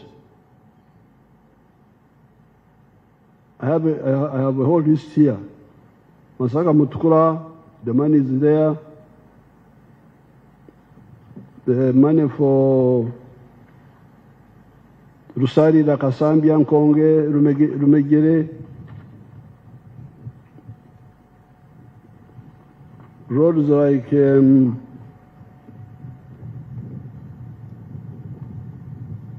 Moyo, Afoji, Katuna, Muko, Kamganguzi,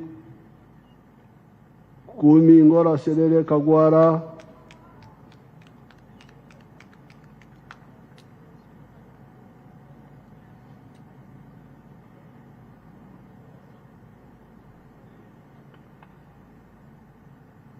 Kampala, Maraba, meter gauge, Chitugu, Michidepo,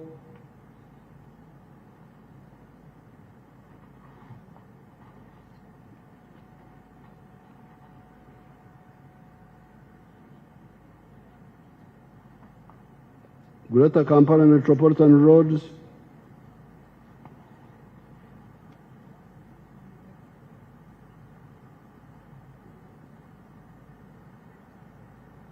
so the MPs should follow up this money which is already provided, because I have got a long list here of the money already provided, some of it from loans.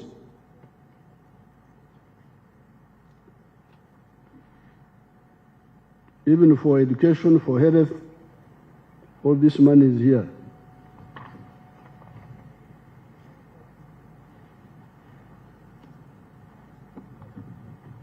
Now, finally,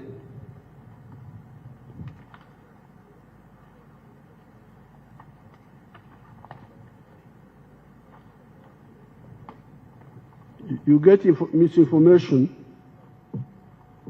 For instance, the other day I was in Viantonde, and some of the veterans of the NRA, of the Ruero veterans, were talking about some issues. And when I checked, we have already provided 218 billion shillings or something like that for the Casimo. And the Casimo was supposed to be 5 million for leaders each, and 1 million for supporters. Now, this money, 218 billion, has already, it's too much money. So what happened? Who took this money? And yet I heard some of them were complaining. We are going to dig up the whole thing. Then you get the cattle compensation. Teso, Lango, Achori.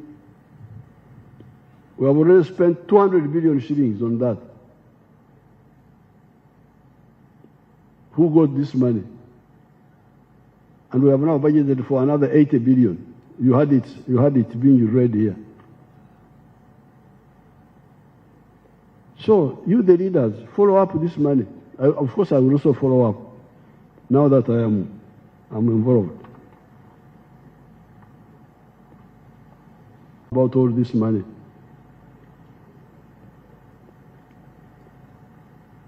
Now, finally, I saw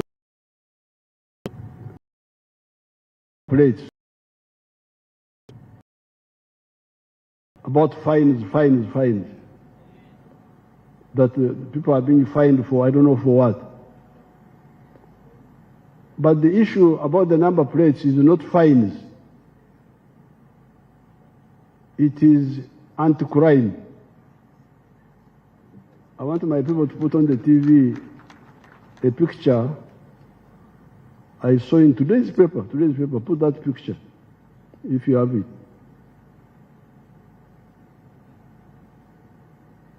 Today, you see that young man? 45 years, was killed on 10th of June, a few days ago. This one here, Geoffrey Wayengara. It was in today's paper. I cannot accept our Ugandans dying because of an incomplete infrastructure. You remember when I addressed you in Parliament, I think it was 2018, I told you about the cameras. You were here with your policemen, just there, and Amravier. That was all they were doing. And Amravier, the one who's going to kill people doesn't call witnesses to see him.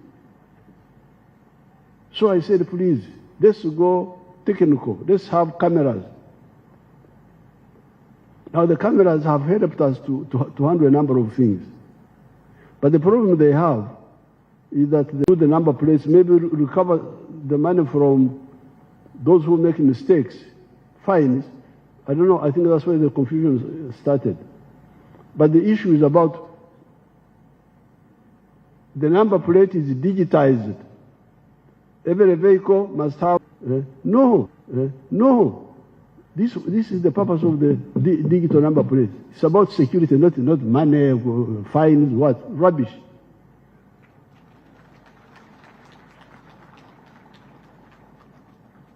Apoyo Matek, Rubangatiye.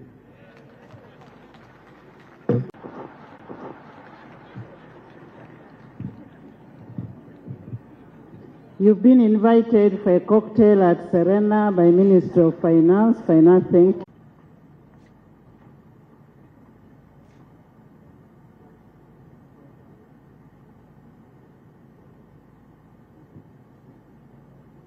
Give another one to the leader of the opposition. Have you heard of that person? Leader of the opposition.